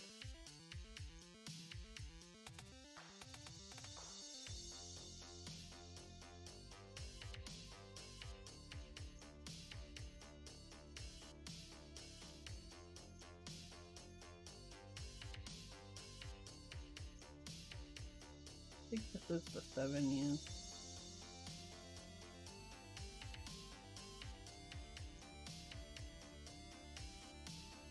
Interesting how artisans tend to be towards the creepy. Yeah, there's kind of like different niches.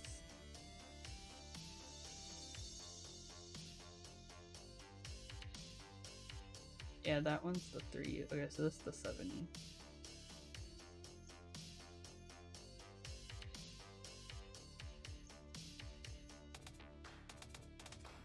It's like there's a lot of times that'll be like creepy or it'll be like really cute.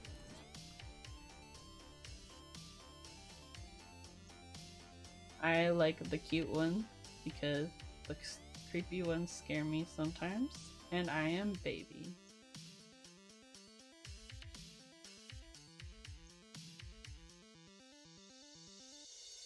If I win the creepy ones, I go, Static, buy these keycaps for me. So what we're doing right now is just, these are just labels or like silkscreen. So this is all optional, but we're just creating like markers for the, so that the user knows like where to put their stabs. So like what this will look like on the finished PCB is it'll have one side where indicating like where the clip should go, and then on the back side it'll just help highlight where the screw should go into the PCB. Very nice of you. I'm very merciful if you didn't know this already. No, it's more that I get confused myself.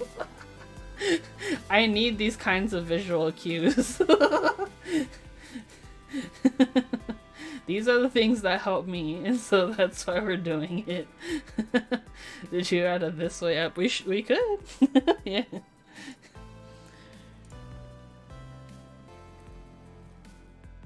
I kind of like the idea of someone saying, oh yeah, bottom row anxiety is real. I was thinking, what might be kind of cool is like, someone mentioned putting the emotes from my stream in here. I was thinking like maybe all the emotes that I use a ton would be kind of cool to put on here. Because I use the same ones a lot. And I have no shame. Just put Winnie. It's true, she's cute.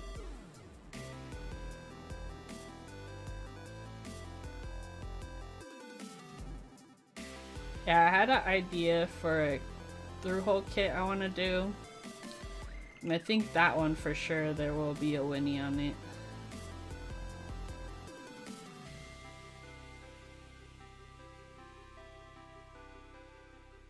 She's the real Keynote keyboard. She is the real queen. And I love that people respect her title. Good enough. How much does a lot of silk screening add to PCB cost? I think it's very minimal from what I know. Like, I don't think there is a very high additional cost because it's all automated. But I'm not too sure. At least for like JLC PCB, their crap is so cheap, but it's not the best quality, but for prototyping and stuff, it's perfect.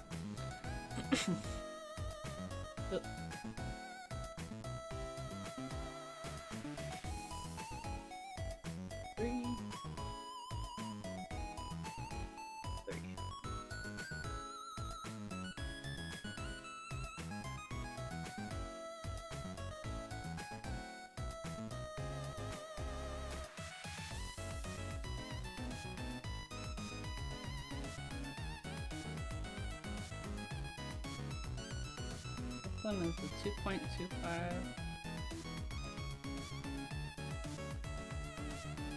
So yeah, I would say what we're doing now is like quality of life stuff.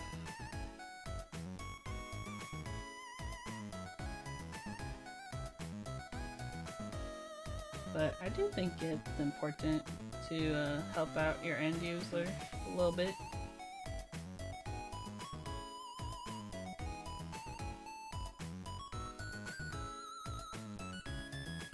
What if I should like...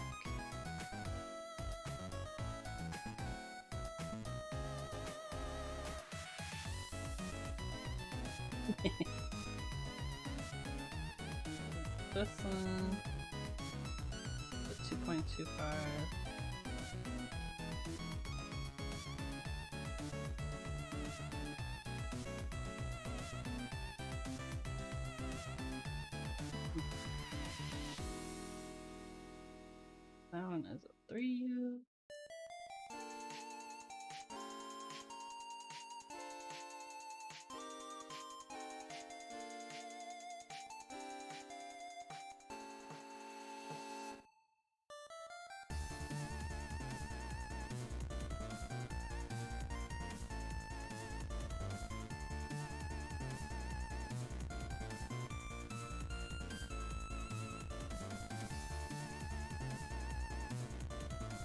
I like the colors. It's not as aggressive as the default KiCad colors.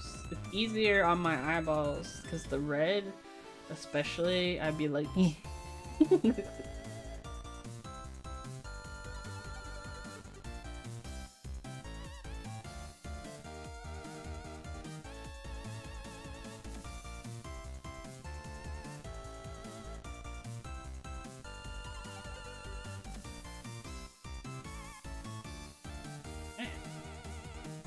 I don't think there's any other stabs on this board.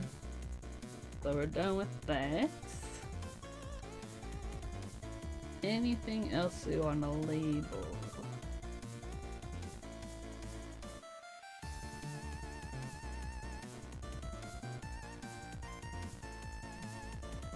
Even 3D beam. Yeah. I probably want to maybe add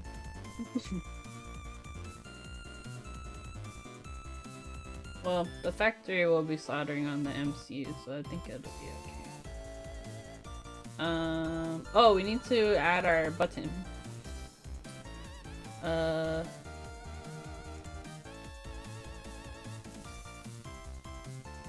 don't think I added the resistor either.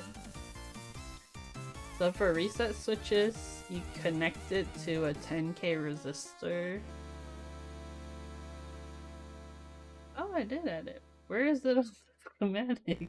Or on the PCB?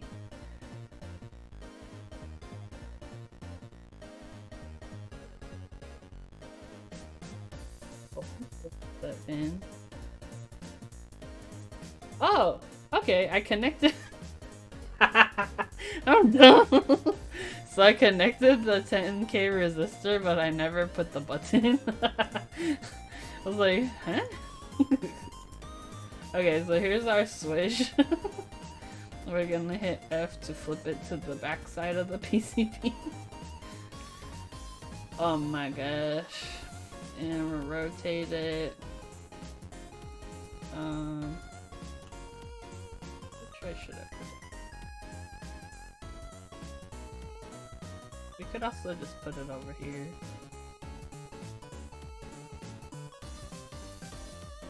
Just run a trace from this to the button.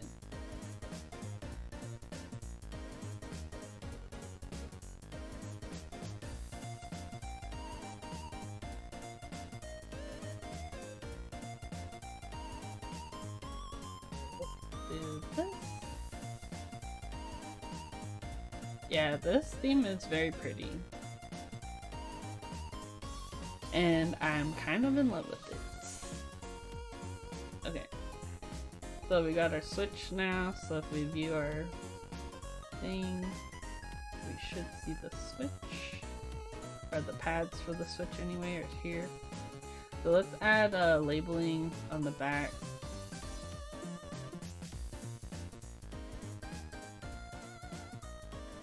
Let's say reset. And then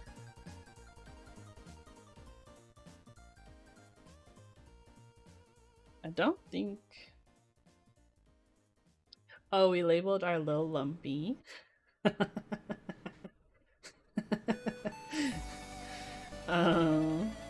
yeah, I don't think there's really anything else to label. Yeah, so from here it's more just like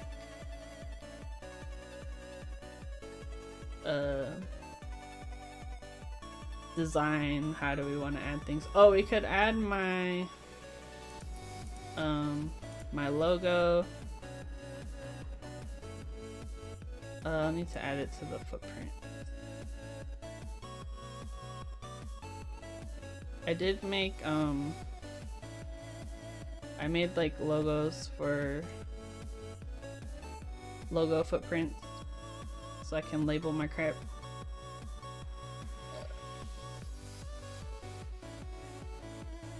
I made one for I might need to close this actually.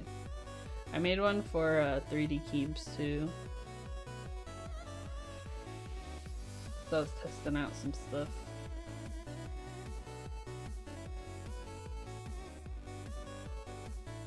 What's going on here?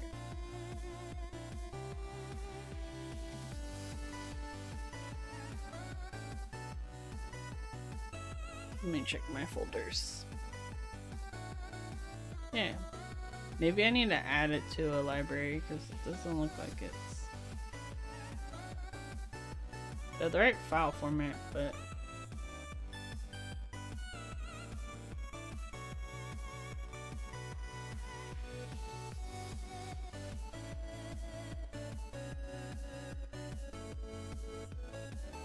global libraries. Well, let's make a new library.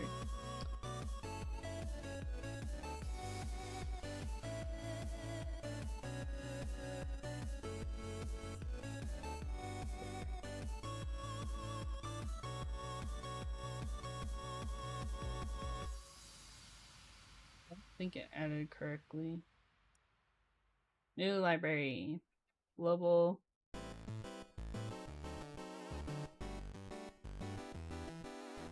Put it in here.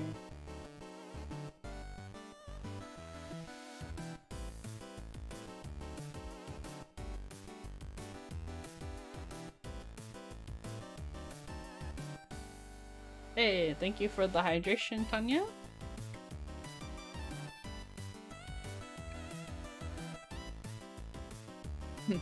Okay, so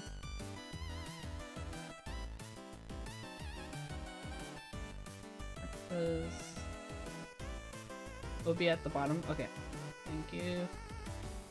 Let me try to close it and open it again.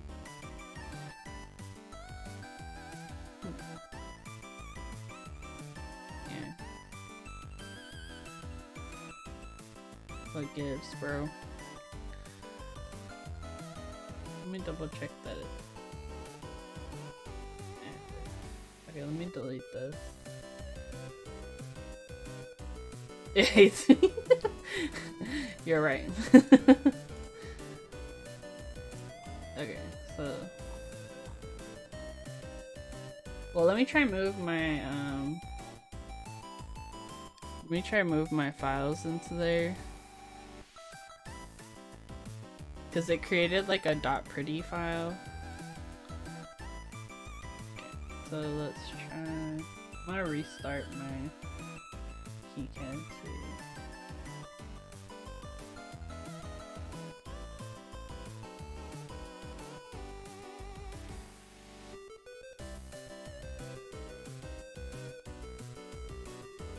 New logo.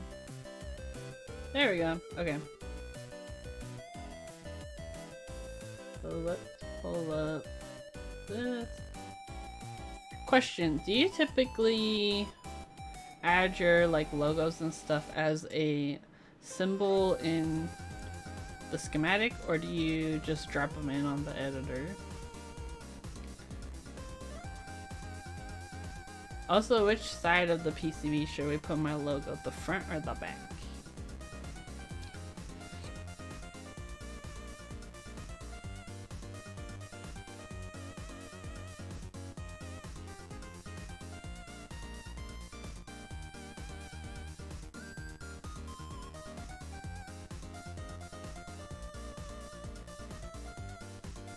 The back, so when you solder it's visible. Okay, put it on the back.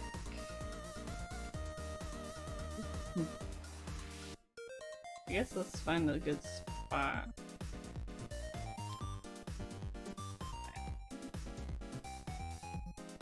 Flip it and reverse it.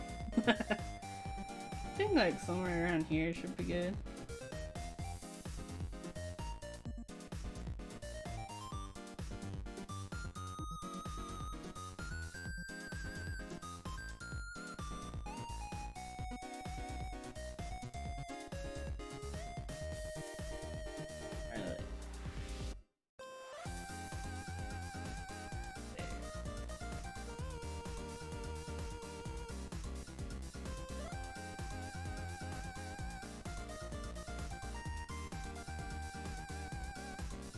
To hide a Winnie Easter egg.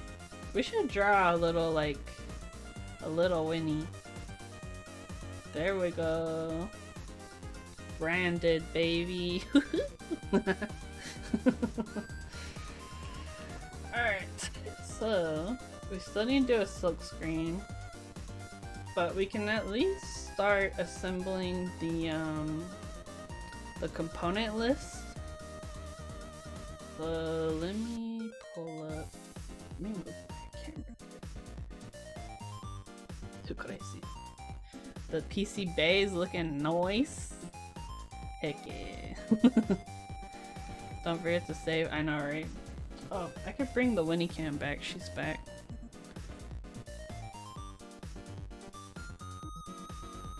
This one. Oh, look at her. How'd she move over there?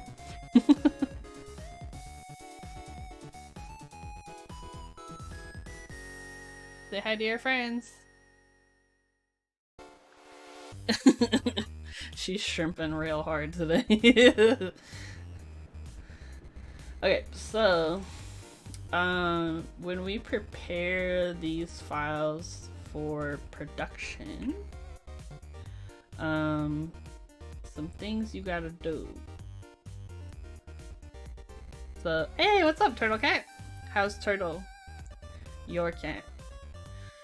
So some things you gotta do is create Gerber files, which are like your main files that have like the front and the back and everything. And then we'll generate a drill file, which will contain the positions of all the holes and where they'll be drilled relative to the PCB.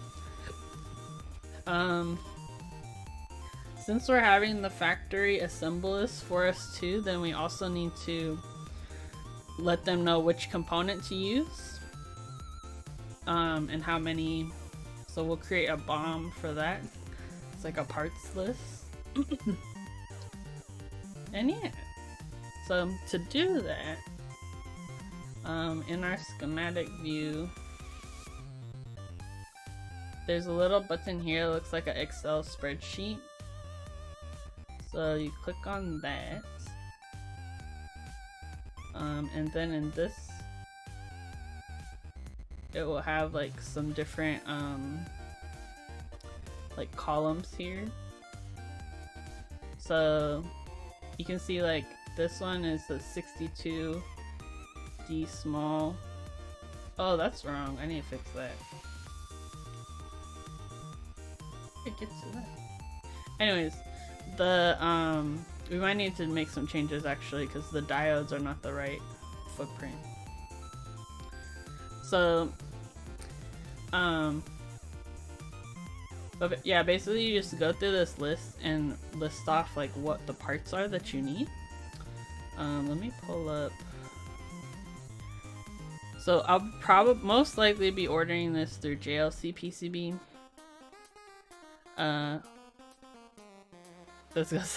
Yeah, I mean, it happened to me one time before where we were using originally like the smaller footprint, and then I switched to, I think it's called SOD123 is the type of diode, and I had to move everything around, but luckily it wasn't too bad. But basically on JLC PCB's site, if you go to resources and SMT parts library, you can look up like what parts they have in stock and also the codes for those parts. So like say I want we'll look up diodes, so like I forget the number.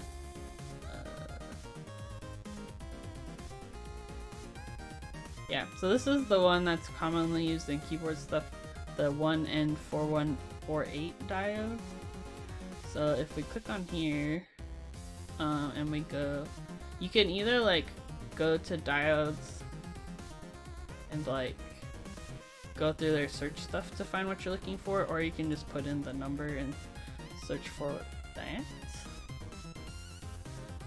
So you'll see on this list, it'll have like it'll have like the part number, a description, the manufacturer, how many they have in stock. This is important. How many they have in stock, as well as the price currently. The diodes are friggin' cheap. They're super cheap. But you can also, but there's also this column that says basic part, extended part. So basic parts are usually cheaper because, or it ends up being cheaper because it's a part that they like already have things set up to like use that part or whatever's. China's big brain, okay. They are. So typically you want to pick basic part. Sometimes you have to pick extended part, but yeah, usually you want to choose a basic part and then something that's in stock. So like if we look up their supply right now of Atmega chips, this is where we're gonna start crying. So if I look up Atmega 32U4,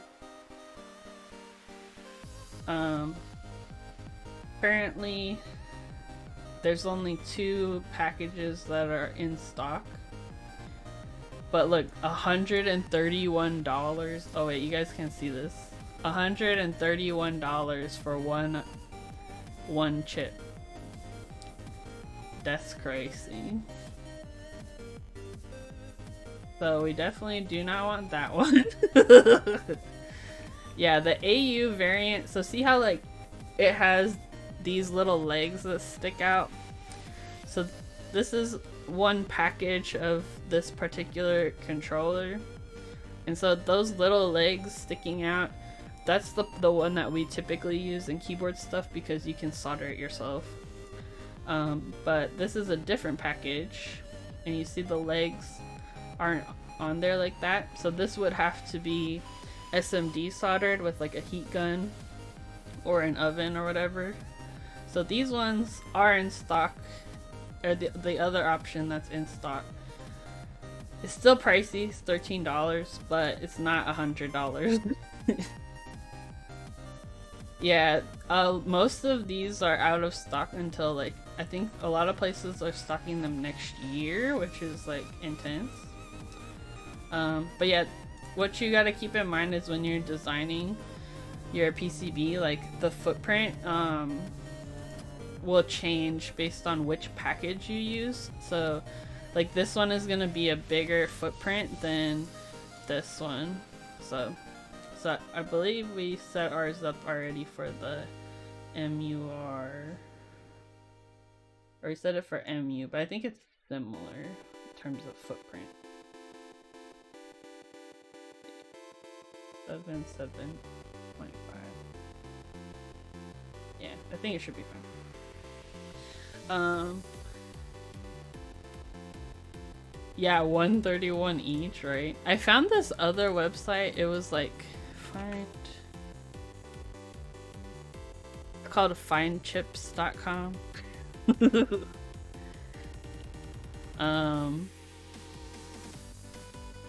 But yeah, it's kind of like a Google search for controller chips that I found recently. But they'll show you like the stock and then how many you have to buy. Like the minimum quantity. So like you can see like these ones mostly are out, but like this one has 4 in stock, you know. But I ended up finding for a different chip. I found it in stock at one of these. So, cause yeah, the ones that like were in stock other places were like you had to buy like 100 of them. And I'm like, I don't need 100. I need like 5 of them. So yeah, this is why when you like look up their stock, you may need to make changes to your PCB based on like what's in stock and available. So for us, we got our diode. So I'm gonna need to change the footprint because I wonder if they have this one and the other footprint.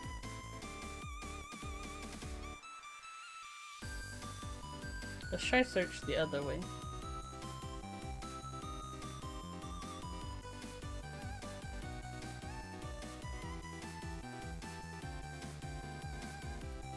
think it's switching diode.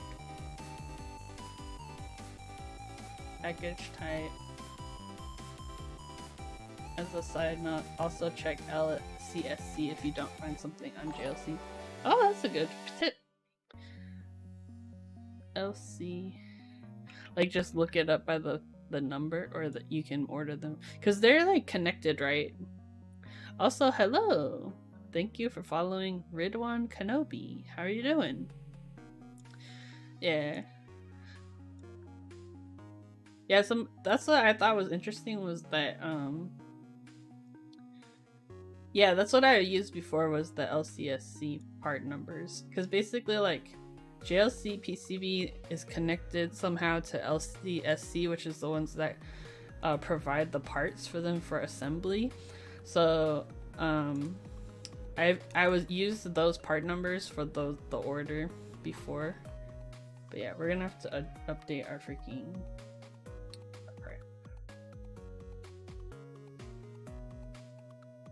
Okay, so what I realized when we were doing this is the part that's being used for the diode is not correct. So it somehow got grouped in with the wrong package. So we want the diode, it's called SOD123. So we're gonna need to update that on our PCB view. And these diodes are slightly larger than the other ones, so we're gonna just need to make some adjustment. I think I'm just gonna move the diodes up rather than redo the traces. So it's gonna be annoying, but it shouldn't be too bad.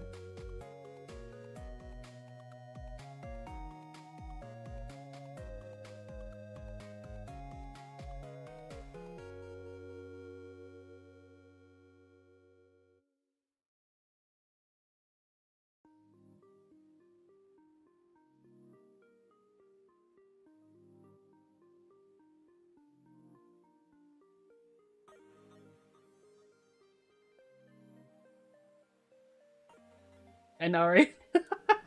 Right, I got lucky.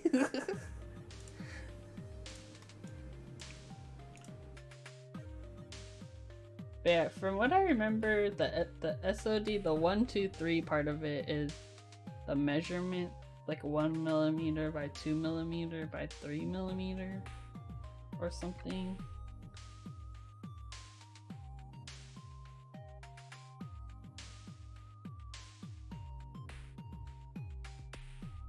How's it going, Trey Pop? Oh, Trey Pop, I was working on your stuff over last week, and I got most of the switch matrix laid out.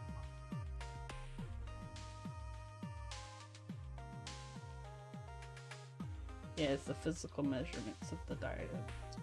Eek.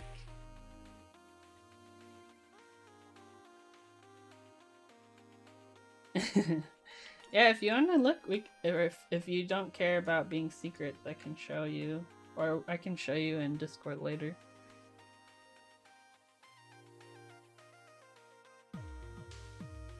Okay, this one will need to move more than the others, or because yeah, the courtyard is slightly. I don't care. Okay. Well, let's pull that up. Called it big booty. But yeah, I laid out the matrix, and then set up the trace behind the bush. So yeah, I just started messing with just messing around, placing all the switches. I need to create a for you footprint for spacebar. I just need to figure out the measurements, because I wasn't sure if it's just like two 2U stacked side by side, and then the stabs are like the outer two stab thingies. So this is the big booty Alice. Let me pull up the picture of the layout. Looks like this. It's based off of a vintage board, so it uses the big enter key. This is the original board. So, but yeah, it's just like updating it to have better spacebar support. Because these spacebars are something like 4.5U and like 5.5U or something like that. Which are not standard spacebar sizes. So, yeah, just starting. Getting things laid out. I also need to make a footprint for the big enter key. But yeah, it was fun. It's nice to just lay out a matrix every once in a while. Such a nerdy thing to say. Oh my gosh. Just throw down a matrix.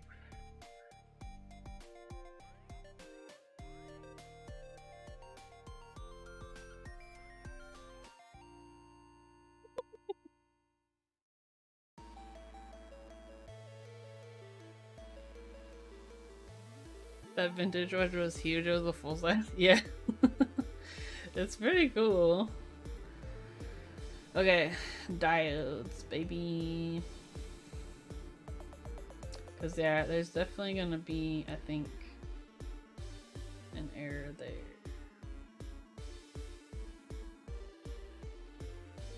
Maybe, you know what I'm gonna do? I'm gonna move them all up and remove the little trace, and then I'll just move them all up together, like just enough, because I think it will still be able to access the existing trace.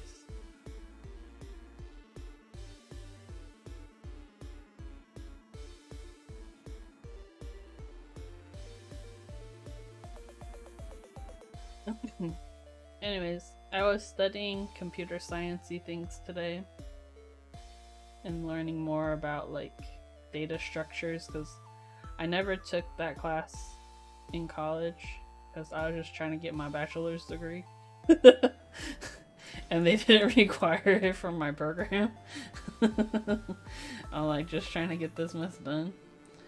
So I've been learning more about data structures and specifically learning like big O notation. And I was like, this is why I didn't take this class, because this is math disguised as computers. Y'all are lying to people.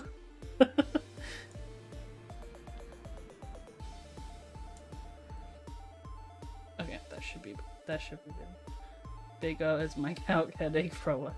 Okay, wait, you know something really funny is that apparently I took calculus in college, like pre-calc or something. I have zero memory of that. I did not find that out until I transferred and I saw my transcripts and I was like, me? Taking calculus? I was like, the audacity. I was like, who did I think I was?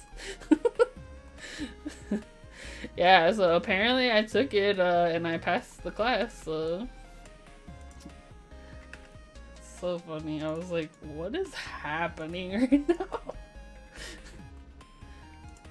I just my thing is at this point in my life, I'm looking for a practical application, right? Like I don't really care so much about just doing algorithms for algorithm's sake. Like I want to know the practical application. And in my current line of work, because it's e-commerce, we're not, I mean, we are concerned with web performance, but it's not to the point where you're like calculating runtime for like different scripts.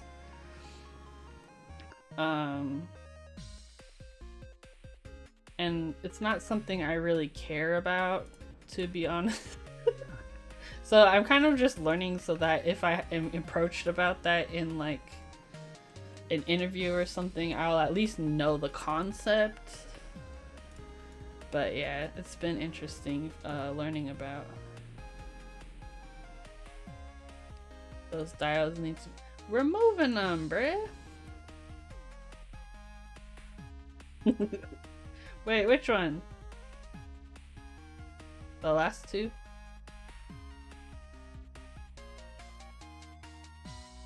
Last two. These two?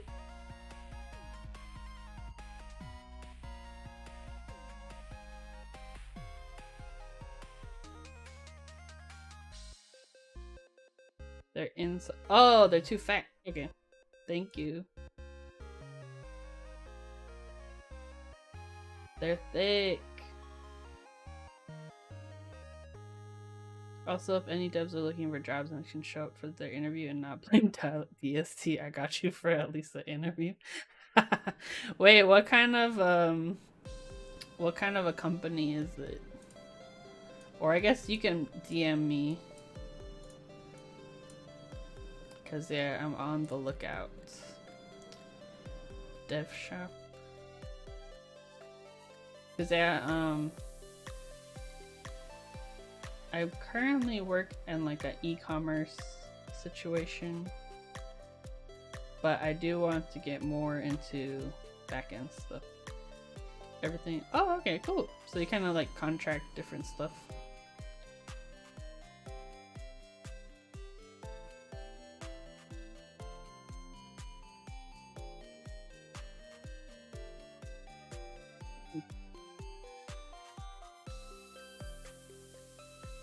Oh, nice. Yeah, my current work is definitely larger than that. Our dev team is like maybe, how many of us are there? There's 1, 2, 3, 4, 5, 6, 7. There's maybe like 10 devs on the front end. Back end, I don't even know because they have like so many people now. But DST might be a thing of the past soon. Nah. I'm the only one against it. I don't mind.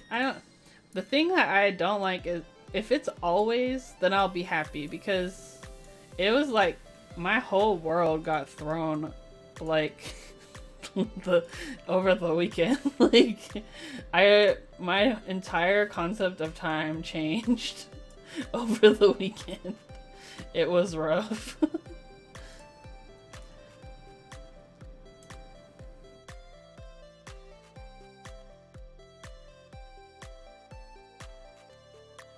Nice. Yeah, see, that's not a bad. I like that's like a decent sized team, you know. You know everybody. Cause yeah, it's like hard because you know I'm very much the type to like I enjoy like working in a collaborative environment. So it's hard to like for some of these larger companies, you know, you're like, am I just gonna be like a name? Like they don't actually know who I am. Like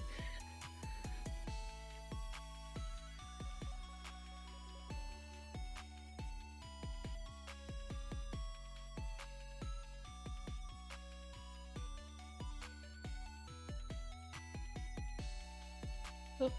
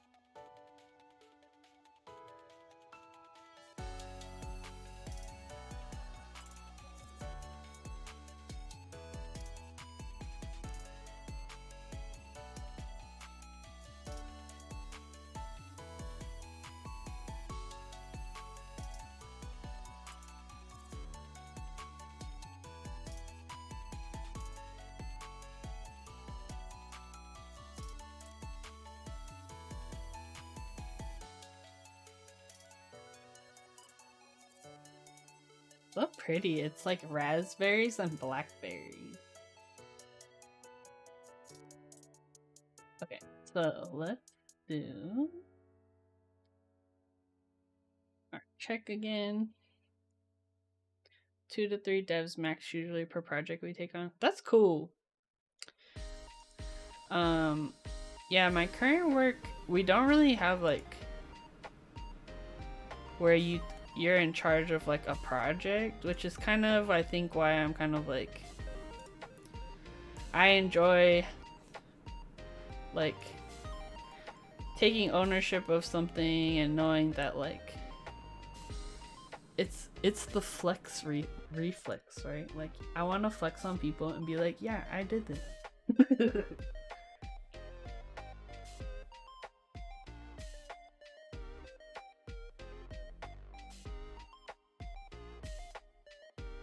But currently it's like, how do I describe what I do? I have no idea. Oh, is this one I missed?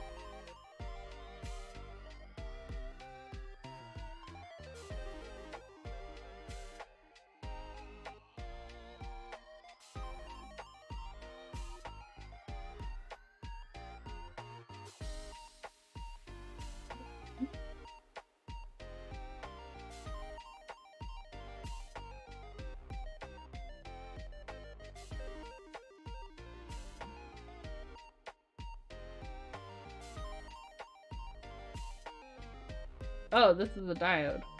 I was like, what?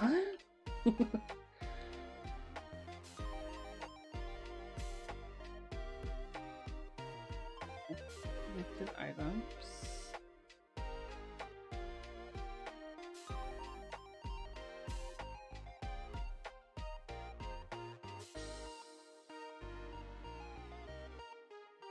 Literally fix it.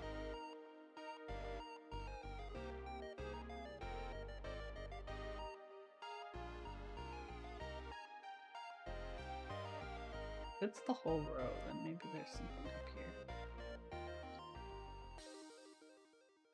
Hold on.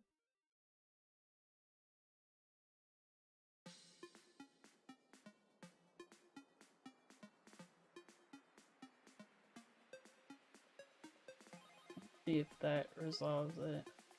It literally just wants a tiny trace. Oh yeah, seems to be fixing it. Okay, let's do that.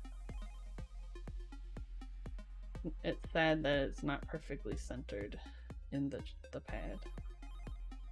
But okay.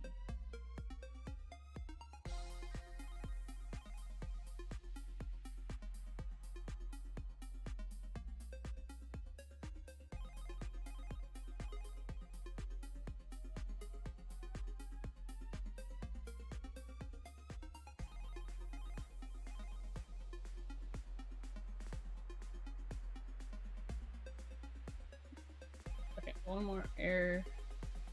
Says missing connection. Oh, here.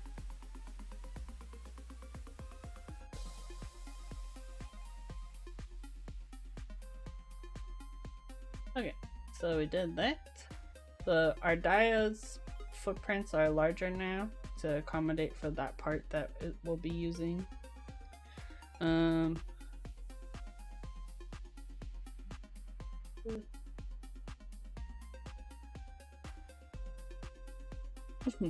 Okay, so let's go back to the part library.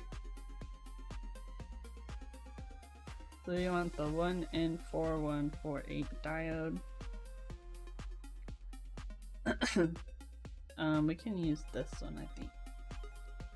So what we're looking for this is we want this JLC part number. And on our schematic view, we'll go to this like bulk edit field thingy, the little like looks like a spreadsheet. And I think we need to add one more field here. Let me pull up.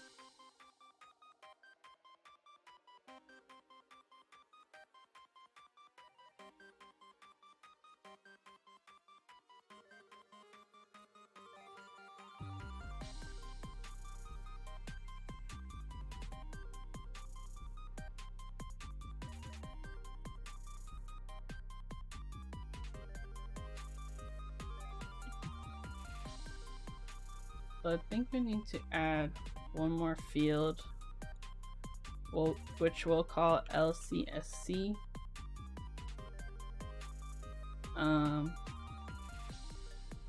You get JLC PCB to assemble the board. I assemble.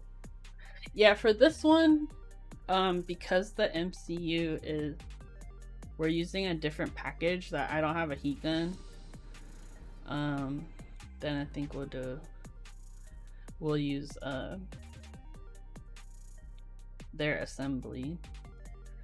Let me just double check my other file.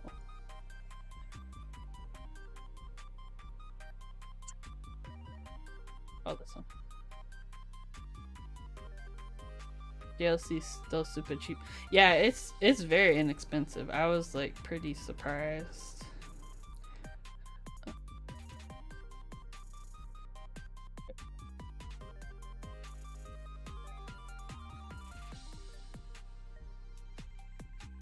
Okay, so for LCSC,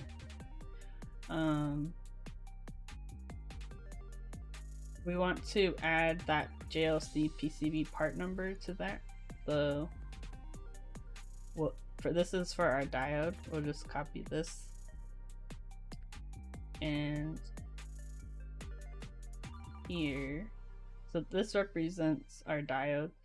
You can see there's 62 of them. So we'll copy and paste that here. Oops, it went in the wrong spot.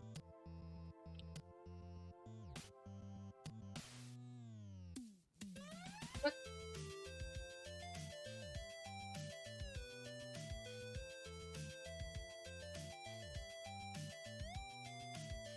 Copy. There we go. Okay. And then we just repeat this process. Look at Winnie's ear. She just did like a weird ear thing. We're just gonna repeat this process for all the parts that we need. So let me pull up. I'm gonna save this. I think we don't need the breakout pins after all, because the ones that were there, I mean, unless you guys think there's some that we should add, because I don't think I would need anything else.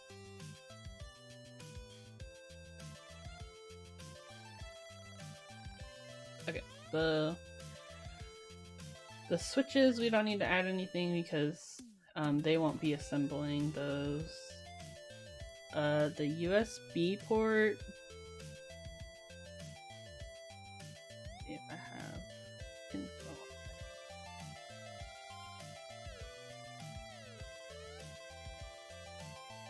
I'll put this over here so I can see.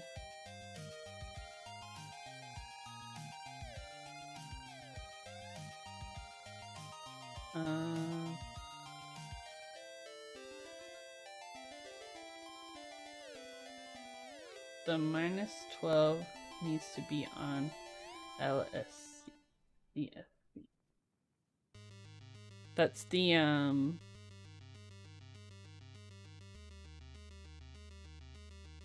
oh, you're saying this thingy? The HRO type. That one doesn't show. Oh no.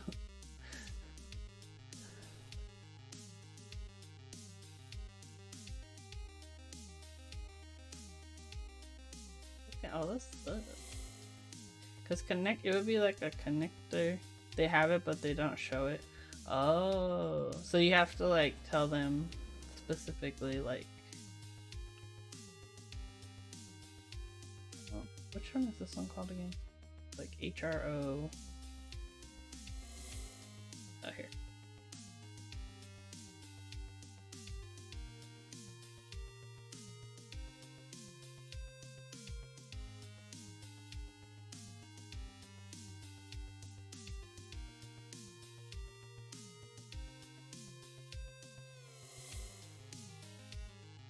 USB connectors.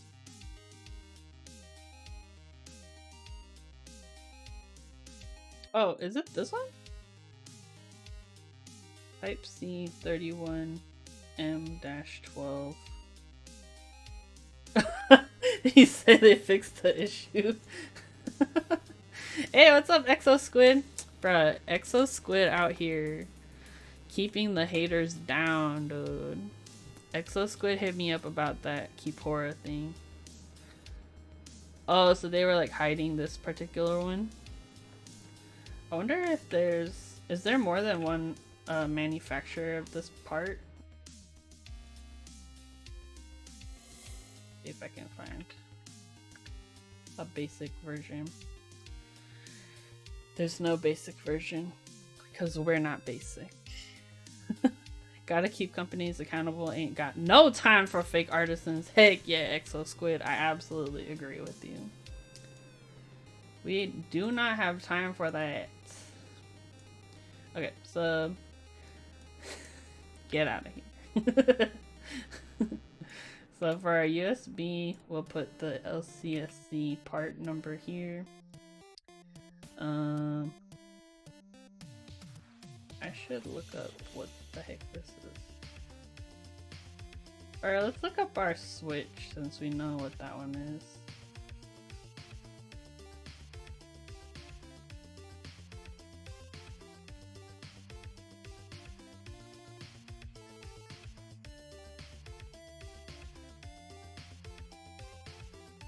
So we're gonna call SKSWCFE010. This is the push button. Real cute. So we'll copy that and paste it next to our switch.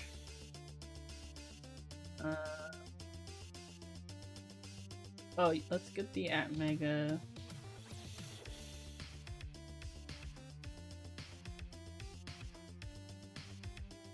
Mega 32U4. So we're gonna go with the $13 version, not the $130 version.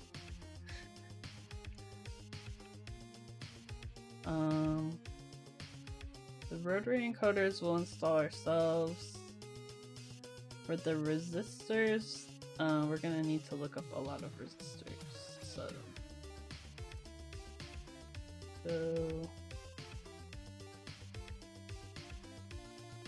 resistors. I think it's this one, chip resistor, surface mount. And then we want to look it up by package. So the package is basically the size and shape of the resistor. So the first one we need, I used the 0402 1005, it looks like.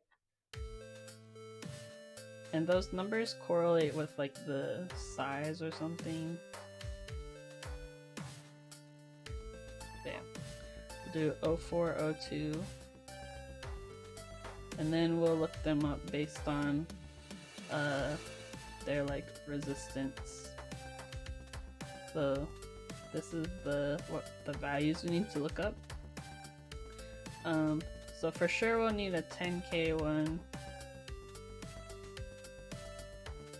0402 means 0.4 millimeters by 0.2 millimeters and not millimeters. Okay, yeah.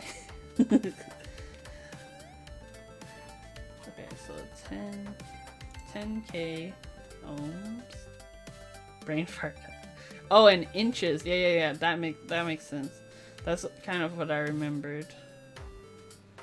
Okay, so this is a 0402 10K ohms. Yeah, so we can copy this. Yeah, we're just checking that it's in stock, and then if it's basic or extended. Okay, so here's the 10K. I'm gonna need to check which one the value for this one is, because I don't know what I did there.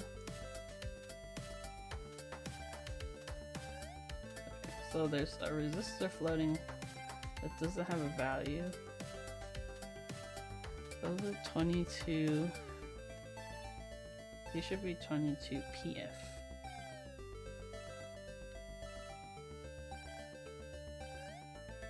So the PF is like a measurement.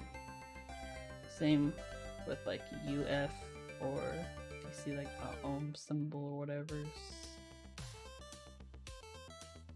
Where is this resistor? I think it's these two.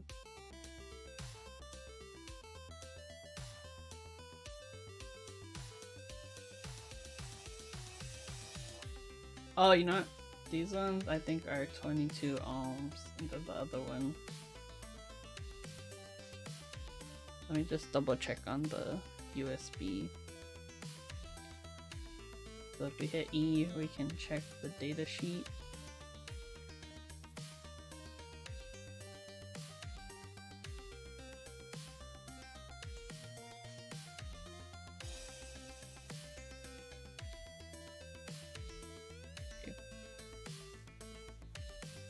The CC ones are 5.1K. Oh, okay. These ones, okay. Thank you. Yeah, I was curious to look at like opticals.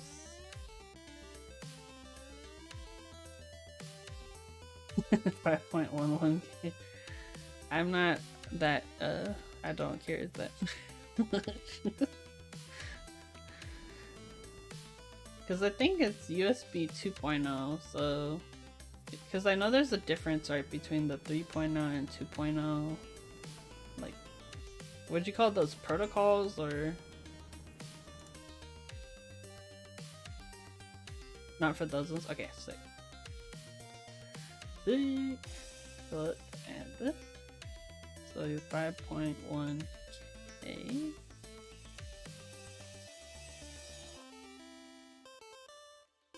Adds more data pins, which we pretend to exist. Yeah. We don't even know her.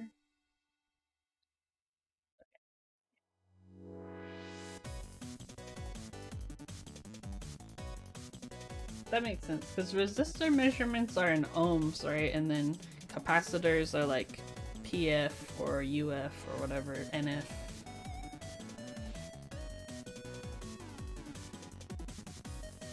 Okay, so we need some 5.1K resistor. I did 3.0 on the USB hub, and man, that pain, because so many tiny traces that have to be the same length. Oh no! Yeah, that sounds like a struggle. And the 5.1.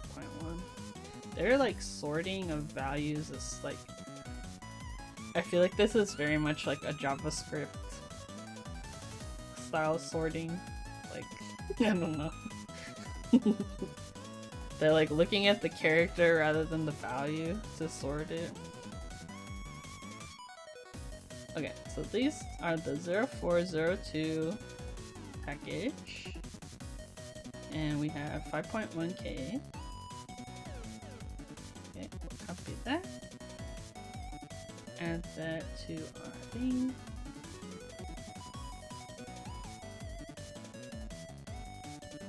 Okay, so here we have 5.1K.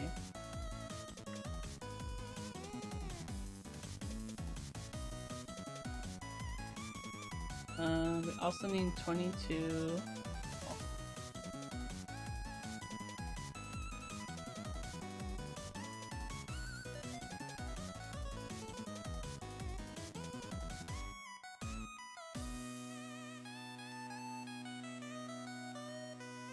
I think it would be in order of value, but it's a lie.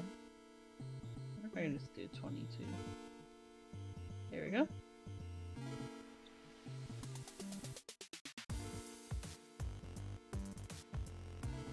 Okay. Yep, this one too. 0402 package.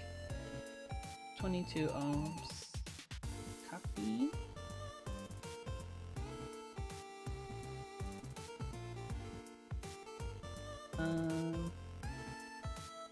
Third encoder. This is gonna be our ESD protection, I believe. that up. Oh yeah, do we have any other resistors to do? I'd rather just do those now. No, the rest are capacitors.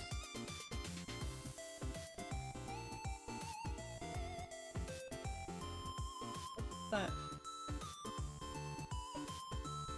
Oh, I changed the wrong... Whoops. This one is 5.1. I was like, why is it weird on the... here?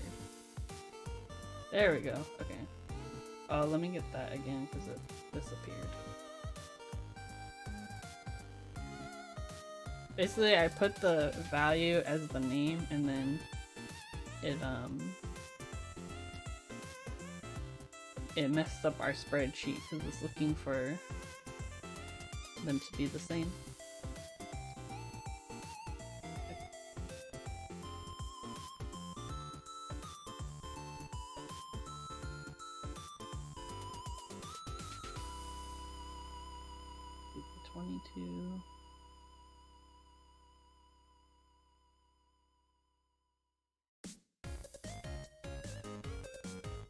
This part is not very exciting, but it's important because if you don't, you might not get the right parts.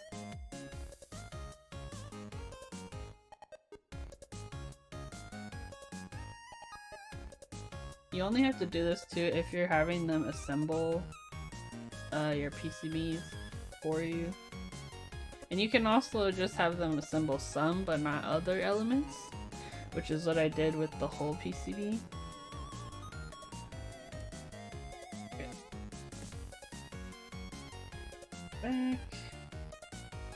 So we want SRV05-4.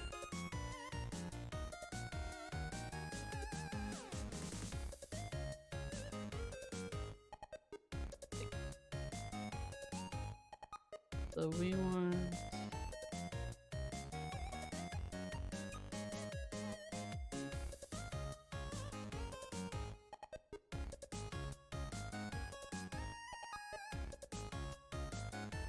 take a look at the data sheet. This looks about right. Love the Protect Devices mania name. I like that their logo is lit. Look at that T.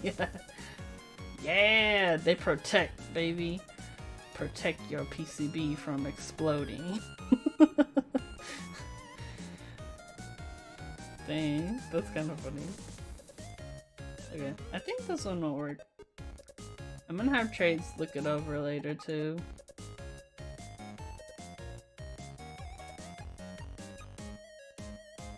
And then we need our girl Crystal.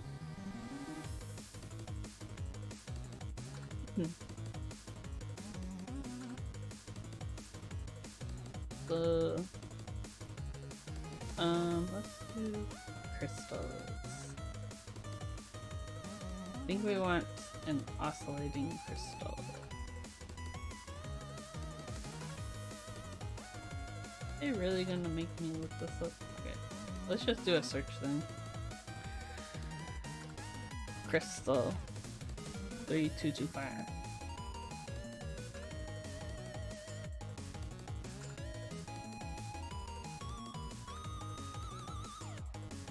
Look at her.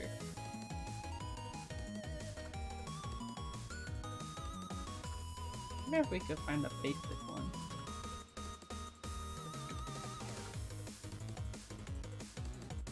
Those.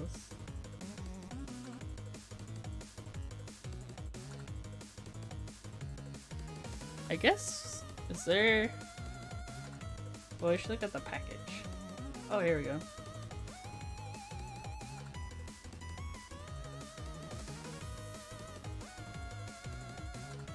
This one's 3225 4P. I think that's what we need. Yeah, this one I think is better. Yeah, I think this one will work. Let's look at data sheet.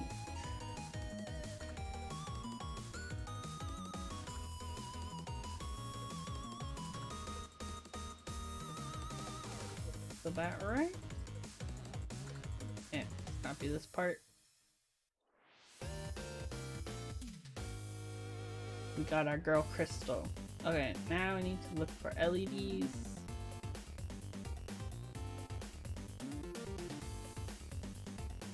We'll do the WS2812 on the Crystal.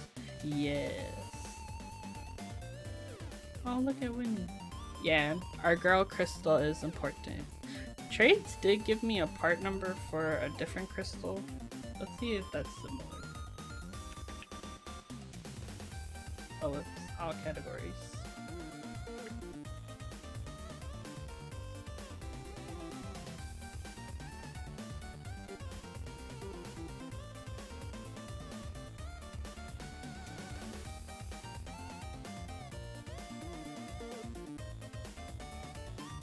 Is this the same one? What's the other one that we got? Okay, take a look at this one.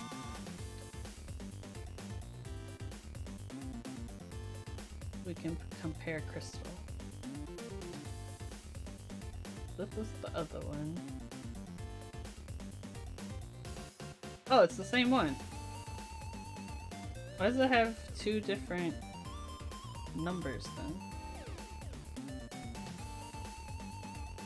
Okay. Whatever. Like, live your life, girl. Capacitance. Not compatible. Oh, wait, what? Oh, I get what you're saying on the... I get what you're saying.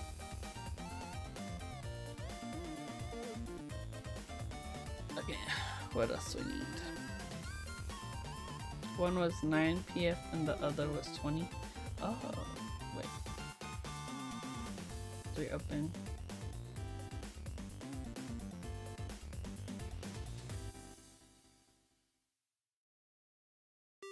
And 20 or specify.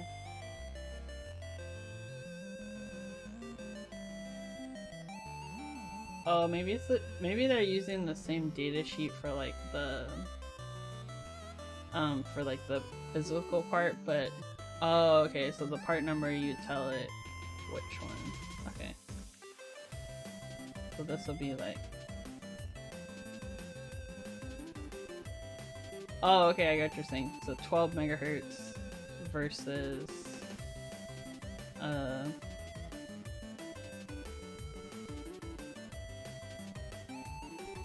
this one is 16 megahertz. I think it's 16, right?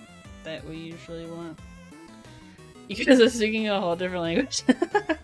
Yeah, so basically, I was curious, like, because these two parts, right, look almost identical. Well, they are identical, like, from the outside looking at them. So this one, these are called crystals, and so the crystals like control timing from what I know of the PCB, because your PCB is like constantly like going back and forth. Like, I don't know how to describe the timing part, but it's kind of like going like this and checking for stuff. So basically crystals allow time travel. Yeah. Yes, they do. So, we don't hate Crystal. It's our girl, Crystal. How could you hate Crystal? I better not sing Solemn. No, honestly, that was the thing I thought of at first too. I was like, is she like a Crystal mom? For the Crystal, let's see.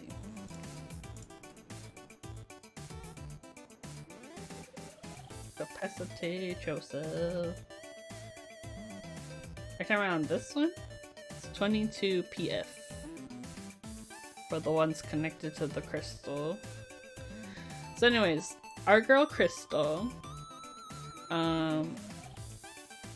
She helps control the timing of our PCB, and the reason we're sounding confusing is because physically these two look identical, right? But and even like the data sheets that are the same file, the difference is if you look in the description, it says 16 megahertz, 12 megahertz. So these two share the same package or shape, basically, but they have different values. So, okay, 18 PF. Okay, so we want this. No, we don't want that crystal. We want this crystal. This is our girl crystal. Is it actually called the dark crystal? Oh no, it's not called the dark crystal. I just named it that. You'll also notice we have our past power filtration, also called capacitate yourself.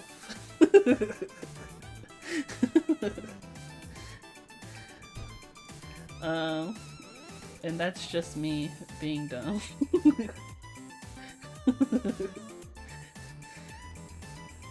You should make the reset Rusty Yeti. What? We should call it the yeet button. Oh wait, let me copy this.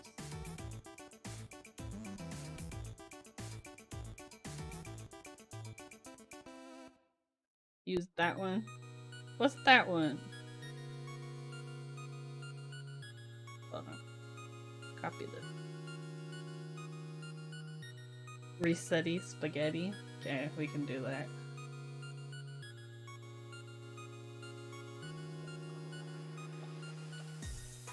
Oh wait, why is it not copy pasting correctly? Okay, there you go. Try like so this the 16 megahertz. So you can see this one also looks like our girl crystal, but the values might be a little different. If you search in there after the first time, it breaks. Yeah, JLC's search is really bad. That will not deter us from finding the dark crystal. Okay, let me pull up the LED. So the LED we're gonna use, we're using the regular like WS2812, but we're doing the 2020 package. Curious if they're gonna have these ones. Ew, their search is so bad.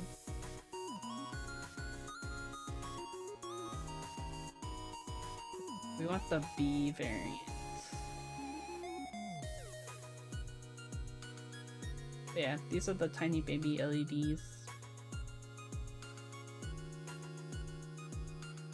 The capacitors and the crystal impedance don't match. The crystal oscillates poorly. That makes sense. It's not able to do her job. Okay. So, resetti spaghetti.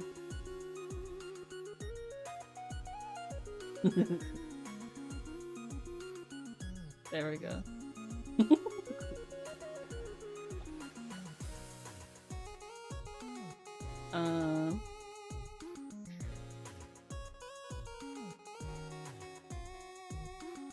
We should do protect.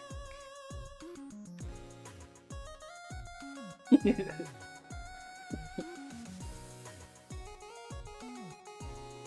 and then what else do we need?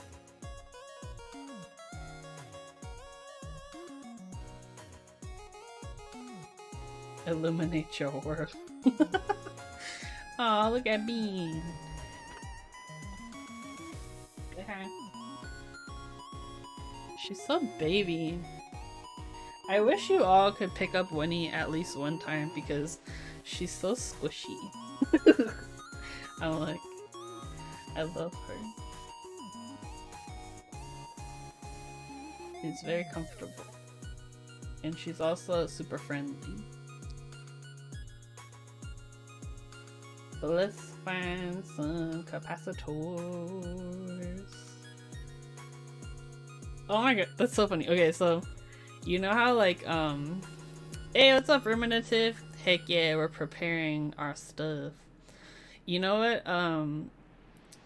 When I clicked on this, it opened in a new tab. My boss calls this, apparently in China, it's very normal for like in e-commerce for when you click on a link, it'll open in a new tab. And I do that all the time. Like if I'm looking at like buying stuff, I open them in new tabs. So she was like, "You're like a Chinese power user," because that's what we call like people who use the website a lot. They're like our power users. But yeah, I was like, it's just funny. But you'll see it on AliExpress a lot too, or Etsy does it. But yeah, when you get a new product, it'll open in a new tab, which is a very Chinese, apparently, e-commerce thing to do. I hate that everything does that automatically because sometimes it's not needed. And typically, at least it's good practice for it to open a new tab if it's something where you don't want the user navigating away from your site.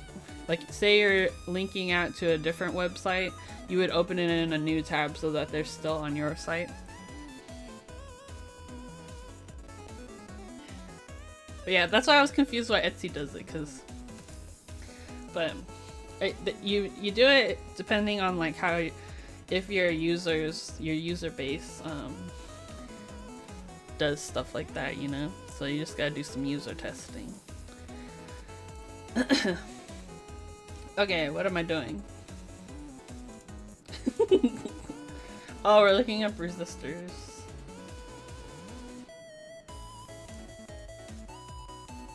Wait, did I label these wrong? Those aren't resistors, those are capacitors. I'm so dumb. My guess is that I like double clicked on something and then it like updated all of them. That's my best guess of what happened. We want the same thing, just capacitor. We're gonna have to double check our... I think the footprint is the same, but we'll just have to double check on our PCB view.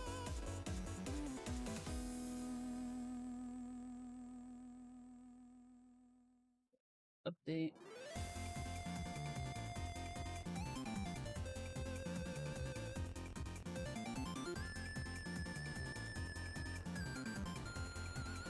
Yeah, that's fine.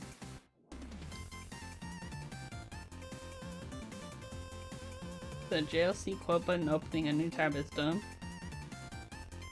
Yeah. Yeah, I wouldn't... I don't know what... Well, I guess unless they want you to have like another tab open or something to like look up stuff while you're ordering, but yeah, it doesn't make a whole lot of sense. Okay, so we need some capacitors. Come here. So let's go back to the JLC PCB website. Capacitors. I can't remember which type. I think just the first one.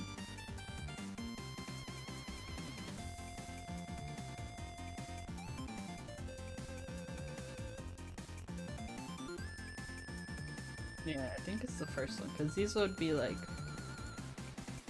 They would have aluminum housing, I think. Dude, Winnie is putting in work cleaning herself.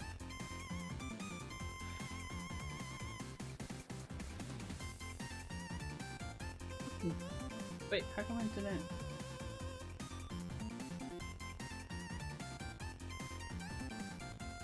Wait, there? Oh my gosh. How dare you? So we want the 0402 package. And then capacitance, we're gonna need 22 PF1. So 22 PF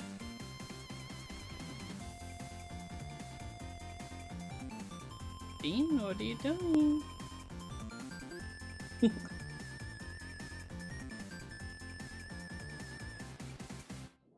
Okay, bye. I think what we'll do is finish up doing all of the like finding the parts stuff tonight, and then next time we'll generate the files and then also add the silk screen. So we'll add the silk screen and generate the files. If you have any suggestions for what the silk screen should be, feel free to drop them in the stream channel in my Discord. Or you can just DM me and then we will figure something out. Okay, so 0402 22 PF.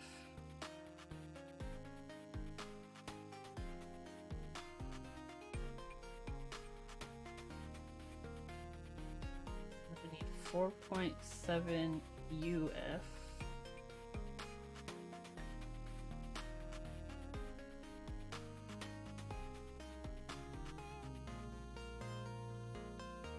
Look at this Winnie.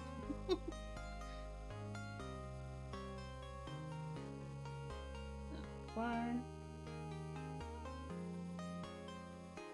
Okay, so if you don't put a trash panda, we can't be friends. Okay.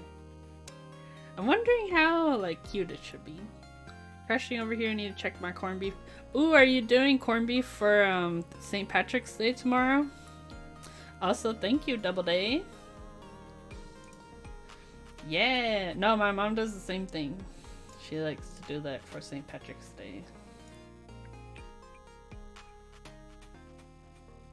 Yeah, you eat corned beef and cabbage on St. Patrick's Day. And she makes like Irish soda bread. I don't know, that's what she just does every year.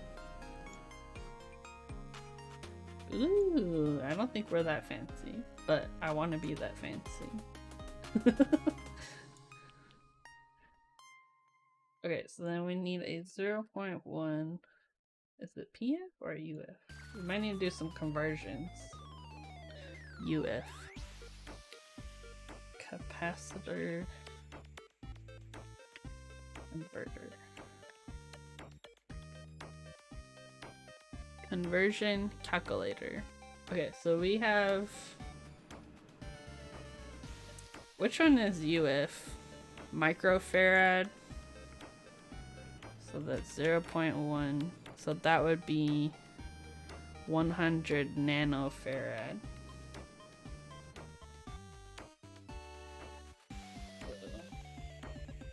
Oh, thank you. BA is already on it.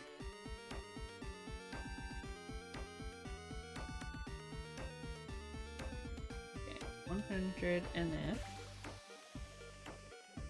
0402. Oh, whoops. I want to copy this. That's these ones. We need to figure out a fuse. Okay. Save. So the fuse is 500 MA.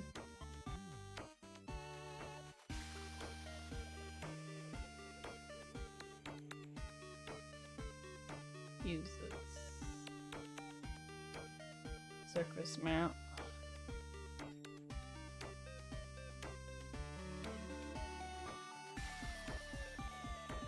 I don't think these are... You have a bomb open?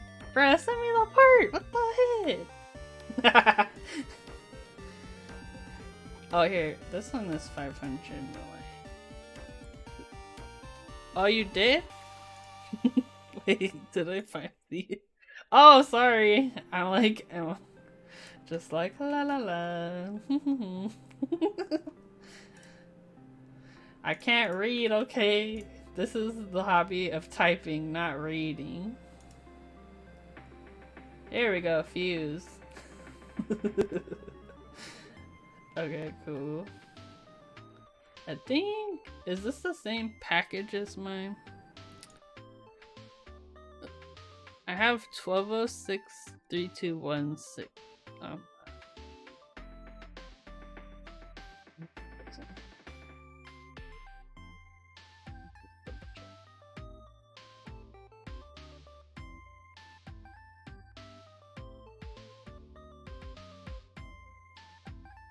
805 is the one you usually see. I could have just made something up, to be honest, when I was working on mine. This one is 1206.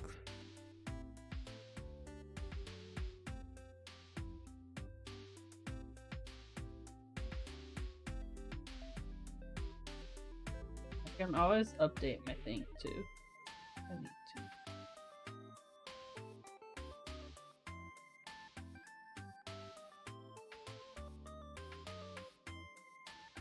Probably just picked like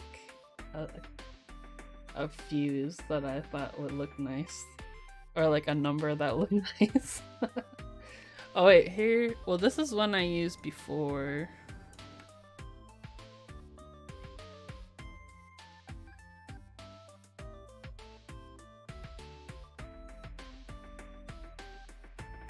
Also, what color do you think we should make the thing?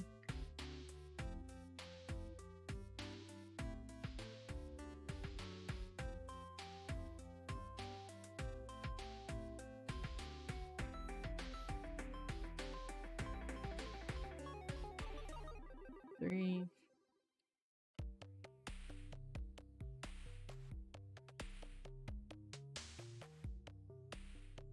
Okay, so it looks like the same.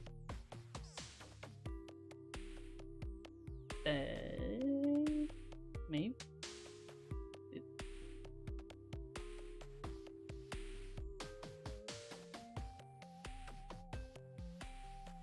Two. 050 is this one. And this one is.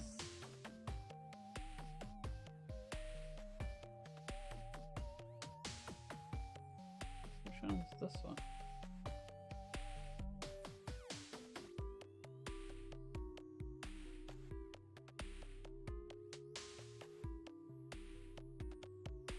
This stuff is confusing. Okay, well, I'll go with this one just because the package is the same, but I'll save this other one. I'm gonna take a screenshot.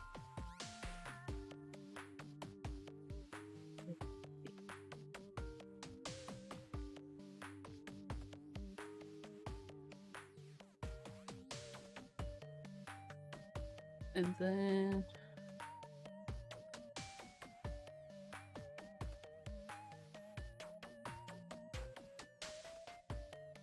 okay, those are all keyboard switches,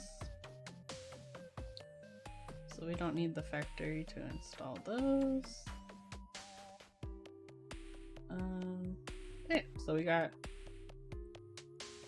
our capacitors, diodes, fuse, our USB port, resistors, the rotary encoder we'll install ourselves. We have a reset switch, the controller, ESD protection, LEDs, and the crystal. Our girl. Okay. Cool. So that's pretty much that. I'm gonna make a little box.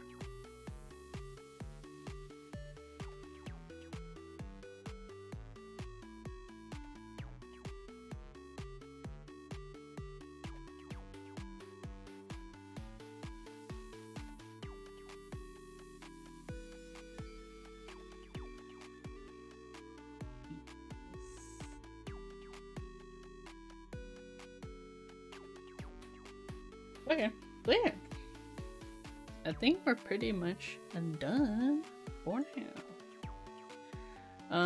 But yeah, I think next time we will finish up, well, because I'll have the silk screen by next time, then we'll be able to apply that. Little blindy boys. Oh, there we go. But yeah, that's a good one. That's a good one.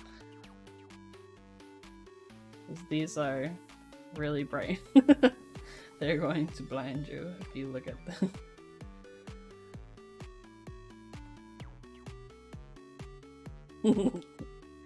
But yeah, so next time I think we'll finish up preparing the files for production, and we'll add the silk screen. But yeah, if there's anything you guys can think of I might be missing, or if you have any ideas for the silk screen, please message me. But yeah, we did a lot tonight, or we got a lot done. So that's cool. Looking good.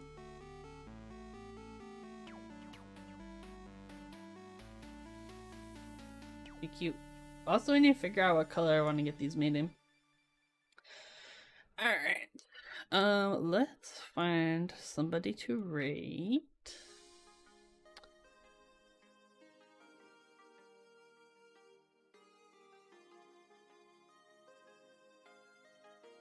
Assembly limits color. Oh, yeah. Can they? I have to look up which colors it is again. But, because I think the last ones I had made were just green. That wasn't a big deal, but. Do they have a list of the colors for that one? Purple can't be assembled? Doodle. Yeah, I was thinking like either, I thought red might look pretty cool, or like blue would be nice, or white.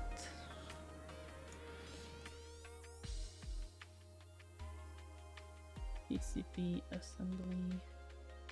Go to the quote page and click. Oh, okay, that's a good idea. Order now.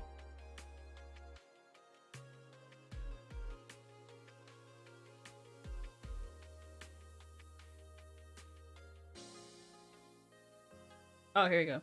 Green, black, green, black. Oh, this is the with the we want 2-layer 1.6 millimeter.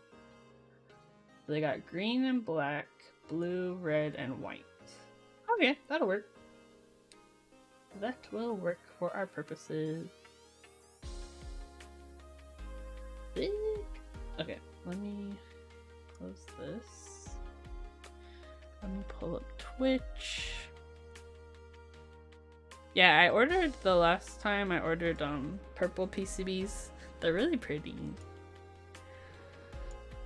I also ordered some from Elecro, and the Elecro ones were definitely like nicer quality, but it was like more significantly more expensive. Let's see.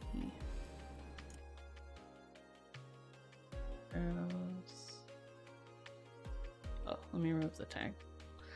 Let's see who we should raid.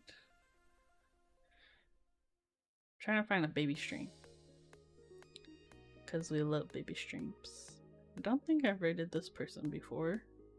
There's someone building a Freebird 60, but they might be almost done. Oh yeah, they're done.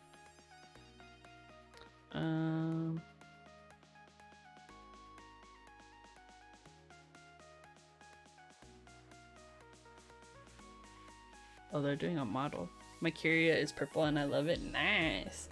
I wish pink PCBs were more available, but yeah, it's expensive.